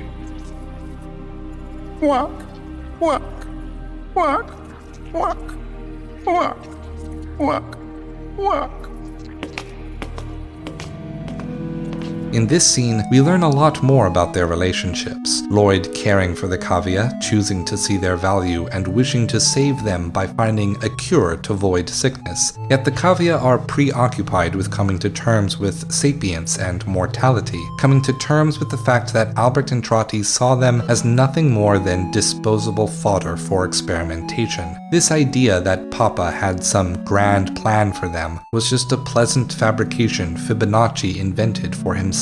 A means of coping with the guilt of murder, of dooming a species to extinction, all due to a moment of confusion and fear. Tagfer taunts Fibonacci for coming up with his own name. Names are things given to that which has value. None of them had names, only labels. But the fish didn't even have that. It may not seem like it, but this focus on the concept of a name being equivalent to the concept of worth is a continuation of the biblical themes Warframe has been adopting in this new arc. In Jewish culture, it was considered wrong to speak the name of God out of respect. To only use the name of God in an appropriate context preserved its value and prevented people from committing the sin of taking the Lord's name in vain. As a result, as a matter of history, the actual name of God has arguably been lost to time. Hebrew writing is a language written without vowels. The system to notate vowels, nikud, was invented in the latter half of the first millennium. The 4 letters representing God's name are called the tetragrammaton and are transliterated into English letters with YHWH. Christian translations of the Bible, whether in Greek, Latin, German, French, English, or otherwise, over the centuries, often omit the use of the tetragrammaton altogether, replacing them with terms of respect like Father or Lord.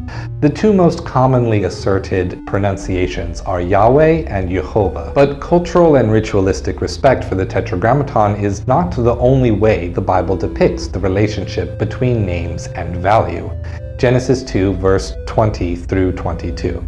The man gave names to every type of animal, all the birds of the air and all the wild animals, but the man could not find anything that was like him.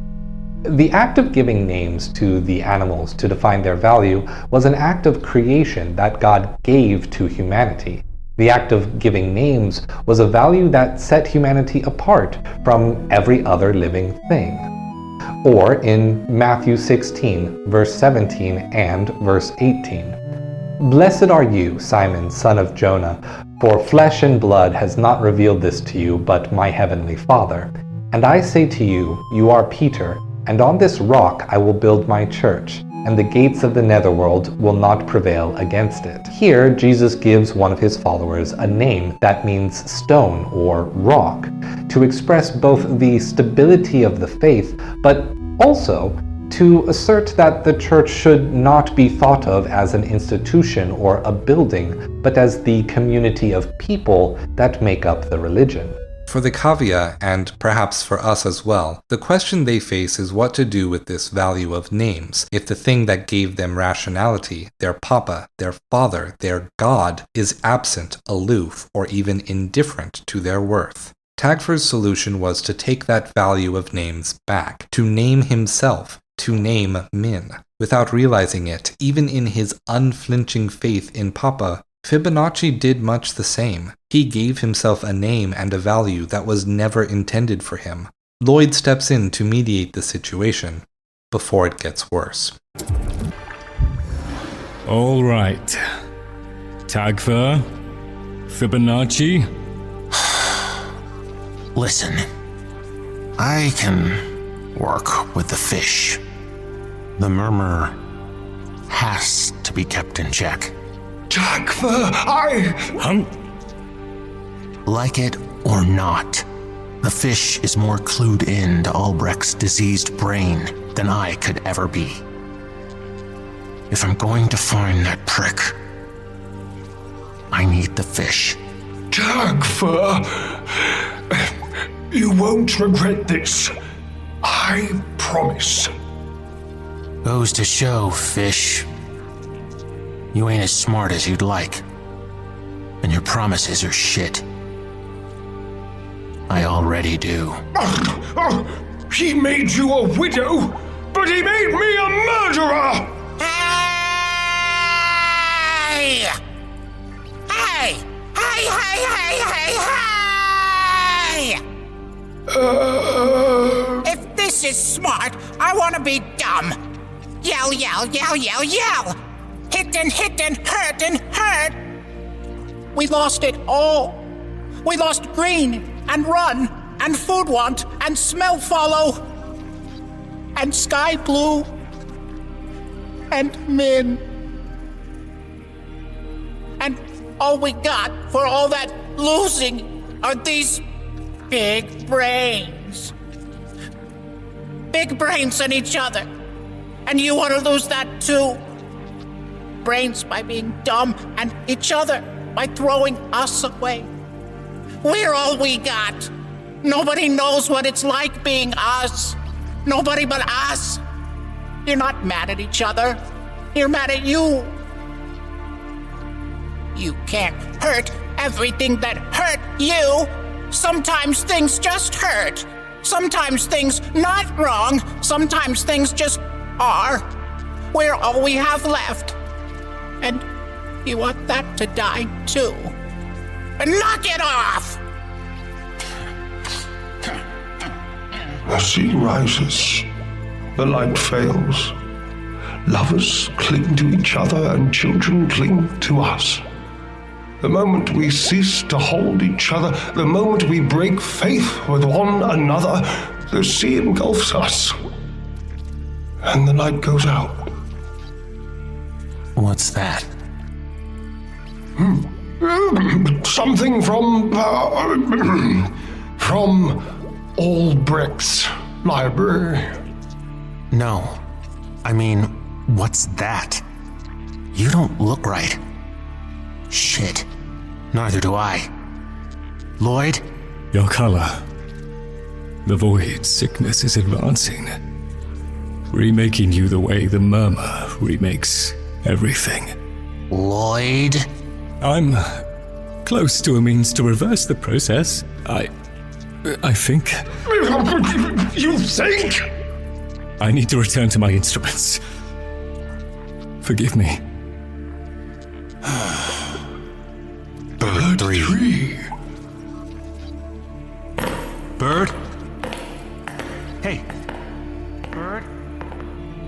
Tagfer and Fibonacci's fight settled, but their resentment towards each other grows. As the conflict appears to be ceasing, Bird 3 decides he is not satisfied with merely tolerating one another. In this soliloquy, Bird 3 recalls the sacrifices that they were forced to make. In losing their blissful ignorance in nature, their only gain was awareness of each other. Should they reject each other, they will lose the only community, the only empathy the universe has to offer. In saying, "You can't hurt everything that hurts you. Sometimes things just hurt," Bird 3 is suggesting that suffering is just a part of life, a bit of Buddhist insight amidst the gospel themes. Not all suffering is someone's fault, nor does something need to be punished to satisfy the harm. That unqualified forgiveness is sometimes the only way forward. Matthew 5, verse 39. "But I say to you, offer no resistance to someone who is wicked. If someone strikes you on your right cheek, turn and offer him the other cheek as well." Fibonacci quotes another of Albrecht's writings. Albrecht grew more and more poetic after his experience in the void, this time echoing Bird 3's sentiment that their bonds, their family, are the only thing truly worthy of our faith. Fibonacci abandons his insistent worship of Albrecht as a father figure by choosing to use his name. To mirror the idea that family should be the locus of faith, the Cavia themselves were designed to mirror another Christian concept, the Trinity. 3 persons or bodies that make up the singular Godhead. Tagfer represents the Father as he was meant to sire children and save his species. Fibonacci represents the Son for positioning himself as the favored child of their Papa, as well as referencing the New Testament miracle of feeding the multitude, in which Jesus fed 5,000 people to satisfaction with only 2 fishes and 5 loaves of bread. Christians, during the discrimination by the Romans, would identify each other by referencing this miracle, drawing half of a fish in the ground with a single curved line, and the stranger then drawing the other half. Finally, Bird 3 represents the Holy Spirit, which is often depicted as a white dove, though in this scene, he would be better represented by the Holy Spirit, depicted as the flaming tongues of the Pentecost story, because he spits hot fire. Sadly, his voice falters as Bird 3 is the first to be taken by the void sickness. The chamber is sealed. Prepare for saturation. I've done all I can. Increasing saturation! Their levels of decay aren't shifting. Pushing to maximum!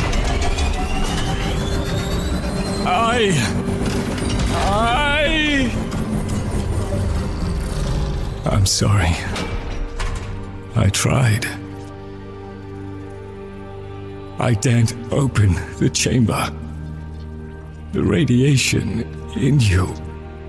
I don't know what. Is there nothing? We're done, fish. No point in howling about it.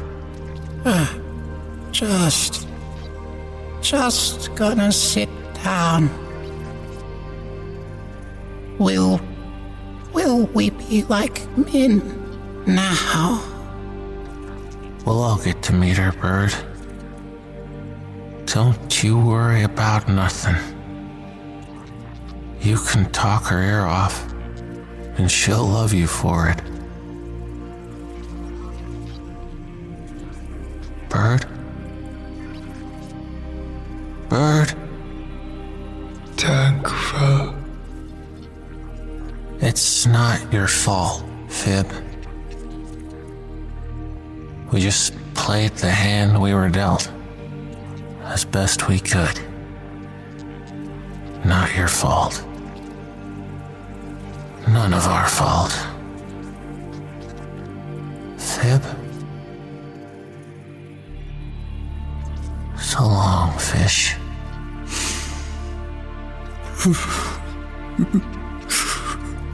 Loid, you did good.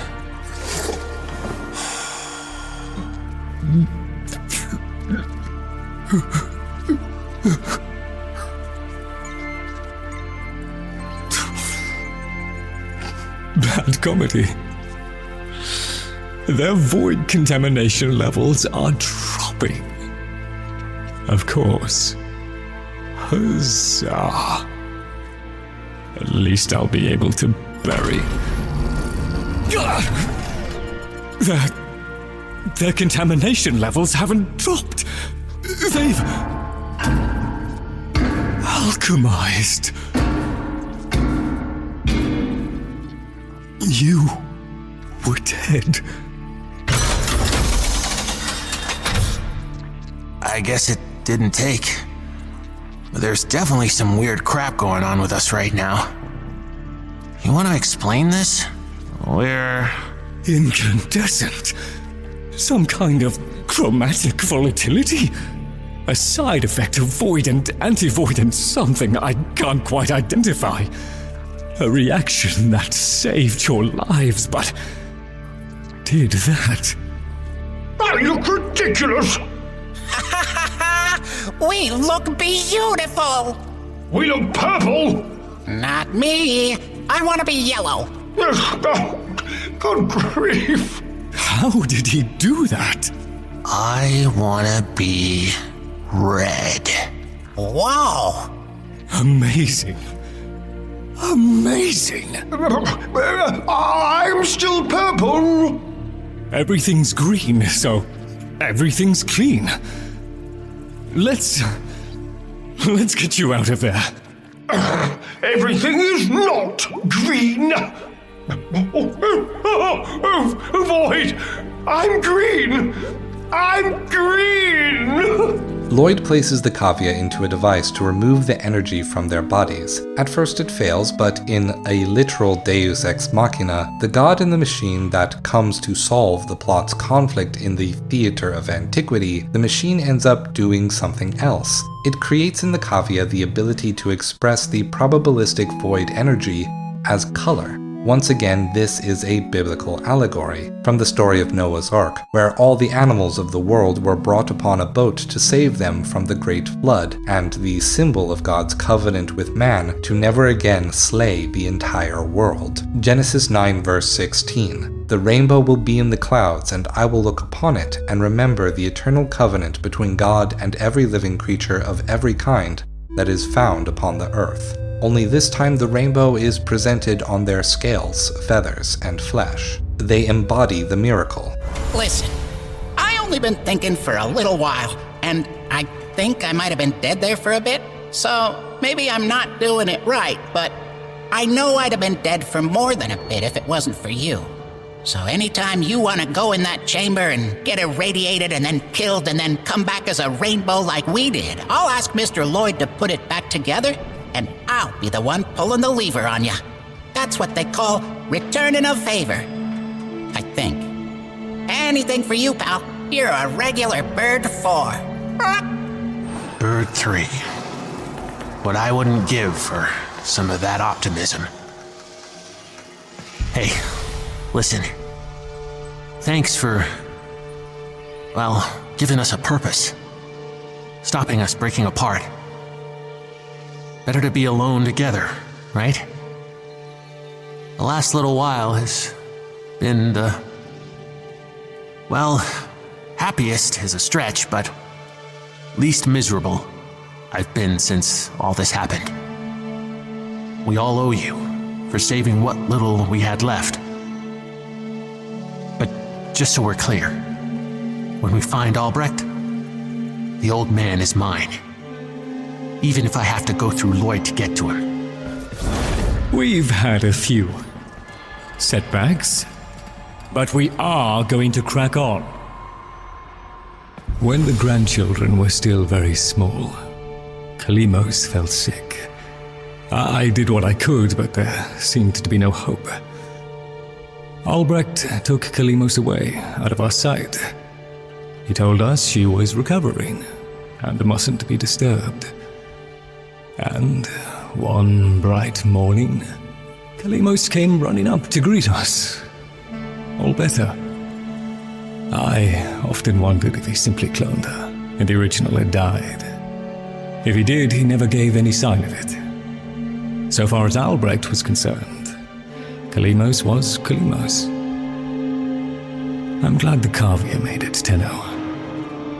I couldn't help Kalimos, but we saved them, didn't we?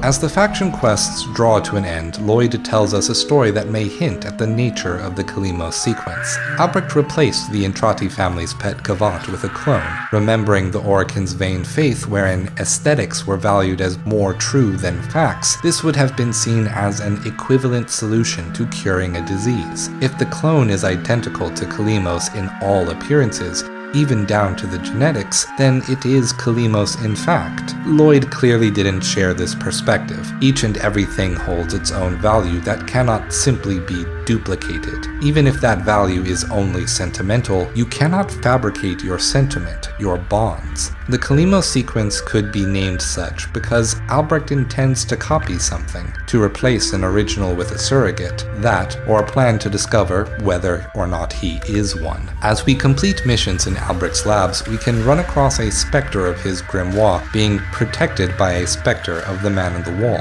If we are able to repel these ghosts, we may obtain fragments of Albrecht's memories and read them in our codex.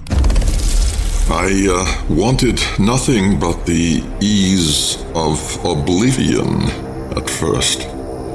I floated ignorant in baths of Nepenthe, a second gestation.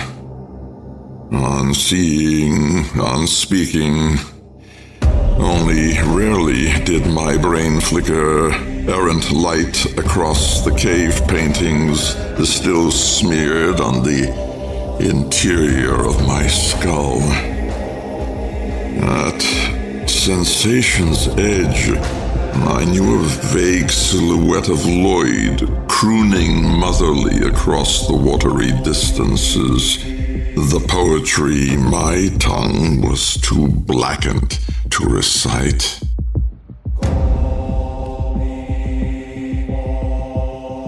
Too craven to chase death, I awaited it. The father of fears, and yet I was still afraid. The currents whispered, "Coward." I clenched my body into a fist as a fetus must and blinded myself afresh. Stark pain smoked the juice of my living tomb. Why did the saga not end by itself? Why must I still act? Steeped in solitude, I found I could no longer endure my own company. Disgust did the work of courage. I tore the mundane membrane, slid weak and mucosal into Loid's embrace.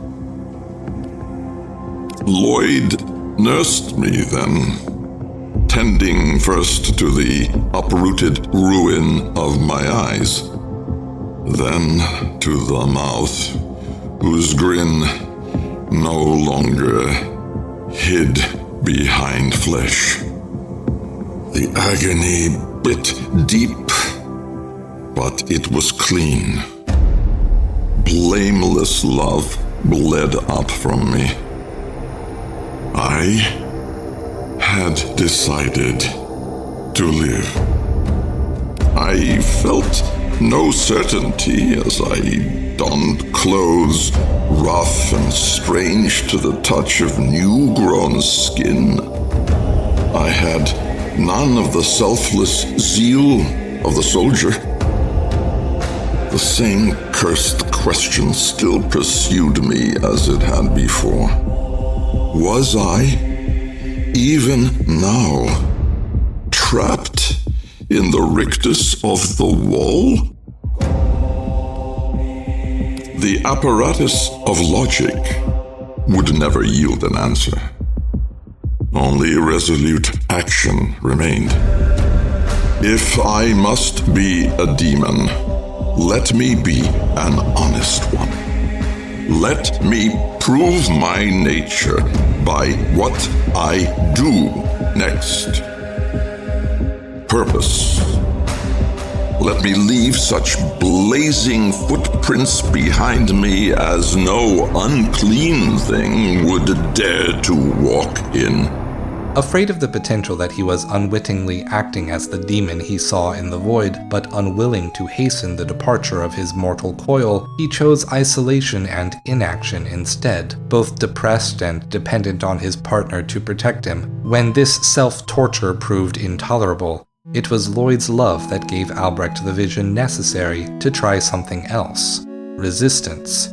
He would wage war on the man in the wall. Plan number 1. To go fishing. I employed a variety of Cavia in an attempt to unmake the adversary. The principle was straightforward enough, though in hindsight I abhor my naivete. My humanity had been unscrolled by the caustic void, and now smirked back at me across the divide, privy to all my unfettered malice and pettiness. In answer, I resolved to hurl into the void minds that were not human. Let it parody them. The proximity of the bestial would force a humbling devolution. Or so I thought. The majority of the Cavia merely died. I gave the void living beings, and it sent me back bedraggled cadavers. The dead lay stacked in pyramids around my deserted lab. I was nothing but a failed priest. But a glass splinter of stubbornness still stuck in me, and so I persisted. The correct combination of creatures would work. I realized my error as I sweated by visionary Nestorwood cinders beside Loid, who curled pale and sick from chewing too much of the root. The catalyst was uniqueness. That attribute was what caught the interest of the bland and undifferentiated void. It was not necessary to explore queasy debates about the Oro. Animal minds simply lacked the full distinction of a singular persona. My Kalimos, I was sure, was an exception, but I would not sacrifice that loyal being. Perhaps I should have. The sin I was to commit was worse. The very last breeding pair of Serviulites was smuggled to me, causing Loid no small inconvenience. A species on the brink of extinction. Here was the uniqueness the void sought. I was certain to the pit of my entrails. I loaded the pair onto their seriglass bridal barge, along with an expendable avian and a Norg for mental ballast. Fish, fowl, and beast. A facile equilibrium. They did not die, save one. They came back changed. Witnesses, pilgrims even, chanting freakish praise to the one beyond the wall. I knew then that my gambit had lost. So long as I worked through scapegoats, my guilt would only deepen. I must atone for what I had done through my own blood. Standard laboratory hygiene would have been to dispose of them, but some instinct stayed my hand. The void tongue was an enigma to me, but another, more habituated to the void than I, might one day unravel it. Through the imposition of form upon the formless, they could perhaps glean some meaning. I assigned the Cavia to Loid, for I could not bear to look upon them. Not yet. Loid is at heart a good and kind man, better than I deserve, and completely oblivious to his own true worth.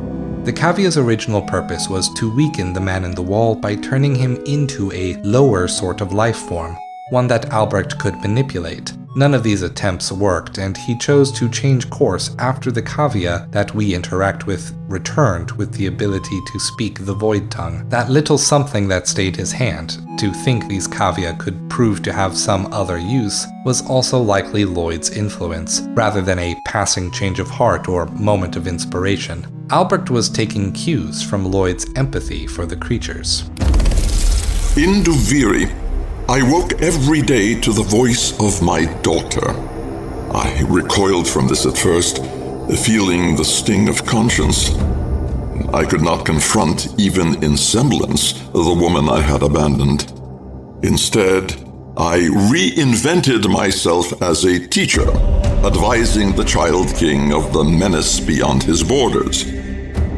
But as the days melted away, I came to recognize the strange cast of characters Ulia had created and their purpose. I heard voices I had myself first conjured in the darkness of her childhood chambers, for no other reward than her delight. She had not only preserved this gift I had thought so trivial, she had made it an instrument of healing. More, a stronghold. Despite my legacy of neglect, despite my shoddy example, my needs, my demands, my daughter had triumphed in my absence. Her confidence, her warmth, shamed me.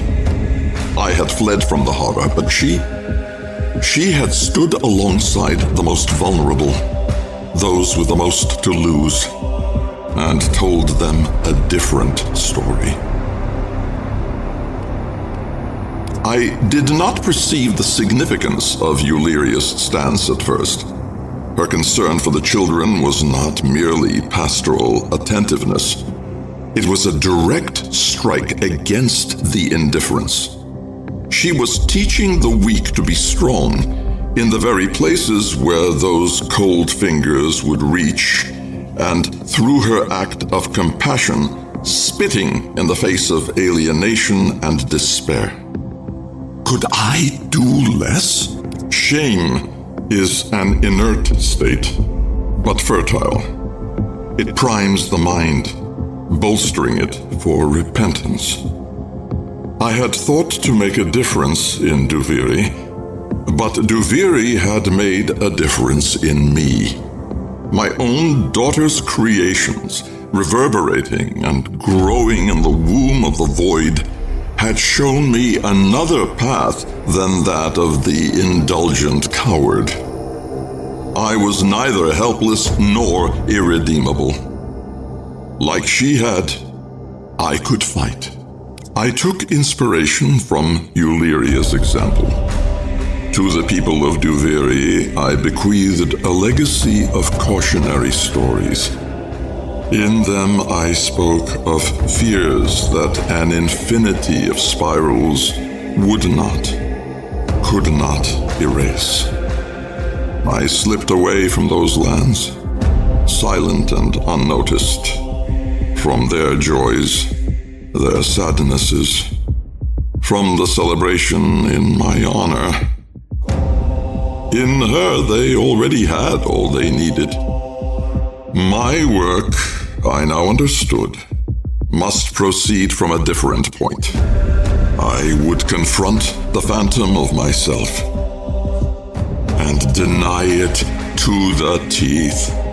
In this entry, Albrecht relays his experiences in the lands of Duviri, catching up Albrecht's personal timeline to just after the events of the Zermin 10-0 incident. Ulia had been continuing her Void research separately from her father and had crafted the Tales of Duviri from her own bedtime stories. Inspired by this, he decided to no longer simply use proxies, using methods that prioritized his own safety. While this was a step in the right direction, he was mistaken in his belief that the methods of the Tales of Duviri were sufficient for Duviri's safety. As we explored in my video on that questline, the lessons that the Tales taught of growing fearful and distrustful of emotion as the catalyst of the Void's power had to be overcome under the tutelage of Teshin Dax, that the strength of feeling is not the man in the wall's power, but our own. I went among the denizens of the plague year like a savior, my hands filled with healing. To those who volunteered, I brought more than mere health. Their bodies were primed. It needed only the Helminth infusions brought from my own time to work the alchemy of transformation. They have become partial Warframes, still in possession of their free will, yet enhanced, void-attuned, capable. Their humanity may not last. My deliverance may yet consume them, the human swallowed up in the sacred beast. And if my wayward disciples turn on me, what words of comfort shall I have beyond? This is the bargain we have made. Through our sacrifice, history will be saved. As their loyal doctor, I have taken repeated samples from them. The sight of their technocyte-riddled cells mutating gave me fresh visions. I could take this material, work with it, forge new creations. Eagerly, I brought the samples back to Deimos and began to cultivate them. It was Loid who pointed out the singular attributes of the Gray strain, how it stimulates growth to monstrous dimensions. Many thoughts converged in me then. What if, through precise biochemical engineering, I could create the equivalence of Warframes, yet built to a titanic scale? Surely such a legion could stand against the adversary?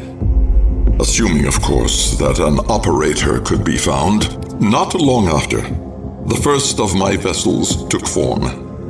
A giant to battle giants, merging the humanity of the man Arthur, the anatomical perfection of Ballas's Warframes, and the titanic potency of the Gray strain.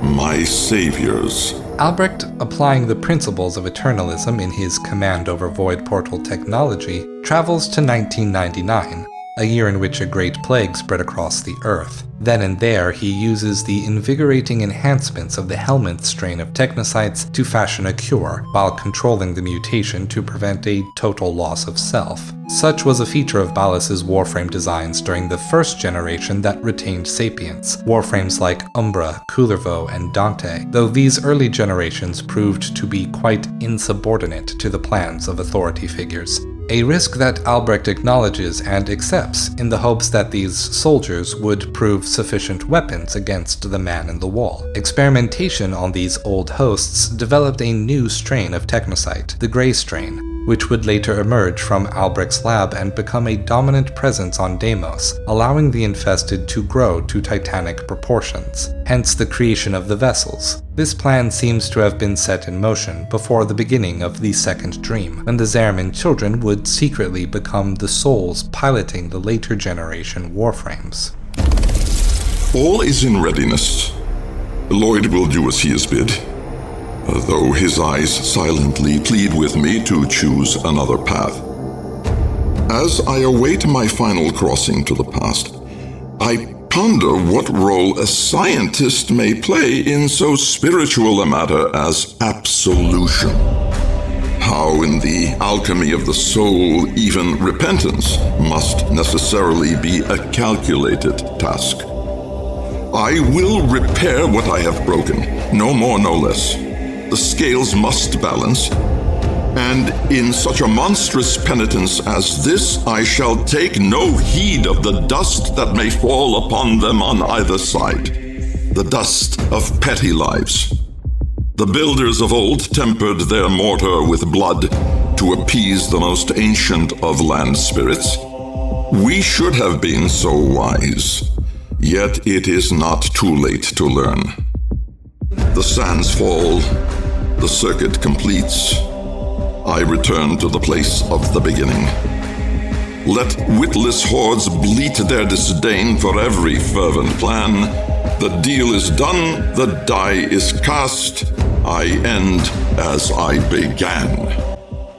Without knowing that a suitable pilot will ever be found, Albrecht fully commits himself towards setting his final plan in motion, committing not to waver regardless of how many lives are disrupted and sacrificed in his pursuit to ultimately defeat the man in the wall. Perhaps here is where he devised the now often repeated mantra, "We end as we began." This too has, from its first utterance, been a biblical allusion to a common prayer. Genesis 3, verse 19. In the sweat of thy face shalt thou eat bread, till thou return unto the ground. For out of it wast thou taken, for dust thou art, and unto dust shalt thou return. This is the origins of the English common funerary prayer, the order for the burial of the dead, which is often quoted in entertainment media, ashes to ashes, dust to dust. It is here that the Whisper of the Wall quest formally ends. During the release of the update, however, there was a community event, Operation Gargoyle. Operations are limited time raids where the entire player base works towards a single goal and often offers snippets of lore that become inaccessible once the event concludes. As well as the Dante Unbound update, which in terms of the story that is developed during new Warframe releases, is inherently intertwined with the story of the Sanctum Anatomica. Thus, I think it best to include Operation Gargoyle in this video rather than making a much smaller separate video. We will return to Dante at another time. Your attention, please. The Murmur threat demands immediate action. Our first order of business must be surveillance. An early detection system, lest we be caught, sans trousers. You would agree that a Jahu gargoyle installed within each Tenno dojo is the obvious solution. Not a whisper could be uttered in the system without the connected dojos overhearing it first. Your compliance is appreciated. The Jahu gargoyle awaits you within your dojo. Simply place it as a decoration. The enemy does not hesitate. We must do no less. Fibonacci. Fibonacci contacts all the Tenno in the system, requesting that we craft and place a Jahu gargoyle in every Tenno dojo across the system, a sort of alarm system, a firewall against the influence of the void. Once installed, Fibonacci is quickly informed of his mistake. He has calibrated the Jahu gargoyles that we built to only detect and prevent the man in the wall's influence from entering the void, rather than entering into the origin system. These new gargoyles now giving more of the power of form to Wally's emissaries. Tenno, can you hear me? Allow me to be the first to congratulate you on the laying of this, the foundation stone of a future both stable and secure. Your dojo may now connect with others to form a mighty bastion against the Murmur's nullifying and relentless expansion. What? A miscalculation, surely? New plan. The gargoyle must be recalibrated discreetly, as it would appear that already something is attempting ingress. Oh, I only calibrated for egress. Why did I only calibrate for egress? To the labs! To Ifavo! Like, now! Quickly! To Ifavo! Calm heads, everyone! Calm heads! Thank you so much for bringing me into your home. It's not quite as squalid as I had feared. Taking a peek at the reward resource we will be collecting in Gargoyle's Cry, they are called the Curse of Knowing, the Curse of Seeing, and the Curse of Hearing. Decluttering. Ever heard of it? Rewards for your discretion concerning the, my miscalculation. I believe this is a reference to the Sanzaru, a Buddhist religious metaphor that I discuss in more detail in my 4.5-hour video on the philosophy and cultural influences of Sekiro Shadows Die Twice. Feel free to watch that video for more information. For our purposes here, it will mainly be helpful to highlight the names of the three monkeys. Iwazaru, Mizaru, and Kikazaru are puns that literally mean speak not, see not, and hear not, but the negating conjugation of the verbs happens to sound like the word for monkey, saru. It was thus implemented in Japanese Buddhism as a kind of mnemonic device to help people remember the ethics that the monkeys teach. Amongst the curses, however, speak no evil has been replaced with the curse of knowledge. Taking a Buddhist cultural image and in this case adapting it for the continuance of the Christian themes. The Genesis story where Adam and Eve break their covenant with God to not eat of the fruit of knowledge. Knowledge thus became the original sin and the source of suffering in life, as knowledge is the power by which man turns away from the grace of God. This is evident in Warframe's story where self-knowledge, self-awareness is what caused the Cavia to enter their current state of suffering. I do not think, however, that this illusion is being done passively. It is a purposeful overlapping of biblical and Buddhist ways of seeing the world, just a very subtle way to present the message. In the ethics of Buddhism, desire is the cause of suffering in people's lives. Pain and loss is inevitable, but the desire to secure and control what is inevitable and what is inevitably temporary is suffering. In the epistemology of Buddhism, our natural state of perceiving and understanding the world as a finite, unchanging collection of objects is flawed. Knowledge of how everything in existence is constantly changing, such that no degree of permanence exists except for the false illusions in our mind, and accepting that change is how we relinquish desire and thus let go of suffering. The creation of the Gargoyle network is exactly the opposite of this wisdom. It is a grand, proactive attempt to secure and control the origin system. Corrective measures! Now! Pluck and defeather those void angels! If you do not leave here with both plume and curse, my exceptional error will go forever uncorrected! To prevent the influence of the man in the wall from changing it. Atropos serum, a drug that opens perception to other realms, causing madness. Fortunately, the Vitrium lacks a mind to lose. It is waking up. Unmake it! Quickly now, before my miscalculation takes effect and draws the attention of the Murmur. Thus, we have chosen to accept our flawed sight, hearing, and knowledge as curses. We are choosing to suffer for this. We are losing the signal! Protect the Vitrium scanner! Ooh, that's loud. Well, we're loud too. Go get him!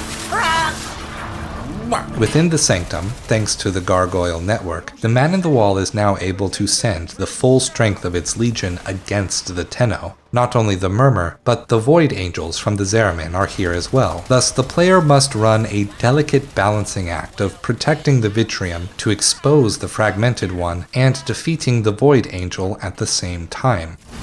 The dimensional orb protects the angel. Pass through to destroy it! Quickly! The eyes! Stop and run! Our quarry evades detection! More serum! More visions! Acquire a fresh probe, Tenno. Inject the Victrium, Tenno, and keep it intact.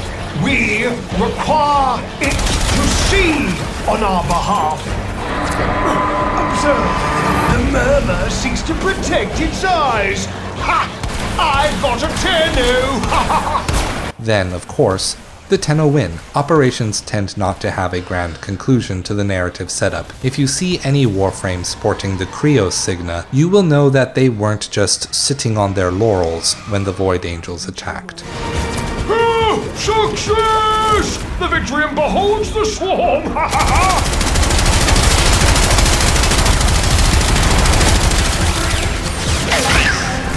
Now or never! Challenge it! Here comes the tide! Let it freak itself against you!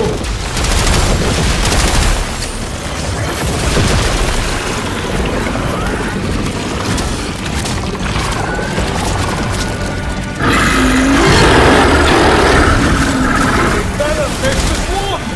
Steel yourself and attack!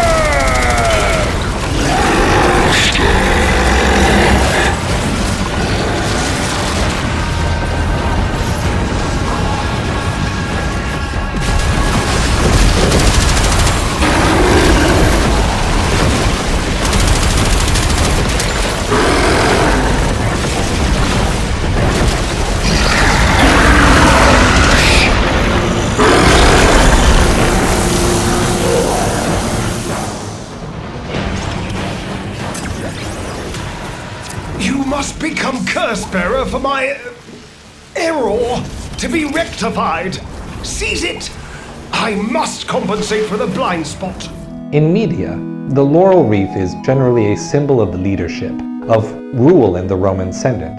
Placing the laurel wreath on the head of our old friend Kullervo makes for a great Julius Caesar cosplay, but we should take a moment to think about the significance of why digital extremes have gone out of their way to create an entirely new category of cosmetics. I think people underestimate exactly how dedicated DE have been with keeping their artistic, story, and financial incentives interwoven. Since the Veilbreaker storyline, Warframe has been gradually diving further into themes of spirituality, often specifically Christian themes and imagery. The Signa cosmetics exist to deliver divine imagery to Warframe's aesthetics. The Onveen Signa, more so than the Krios, gives us the image of a crown of thorns. The Frost and Ember heirloom Signa more directly give the impression of a shining halo, whereas the Mag and Motetik envision the celestial raiments that adorn Indian and Chinese deities in art. In Whispers in the Wall,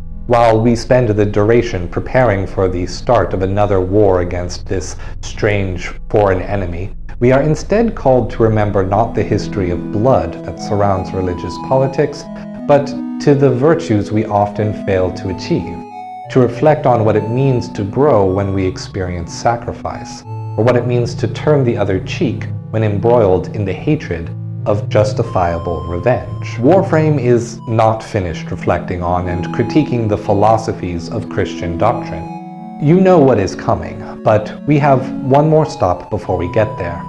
I will see you soon when we explore the philosophy of Dante Unbound.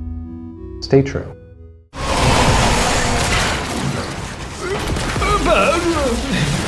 You saw nothing, remember? Everybody's talking about you, Bird, because everybody knows Bird as good as his word. Bird?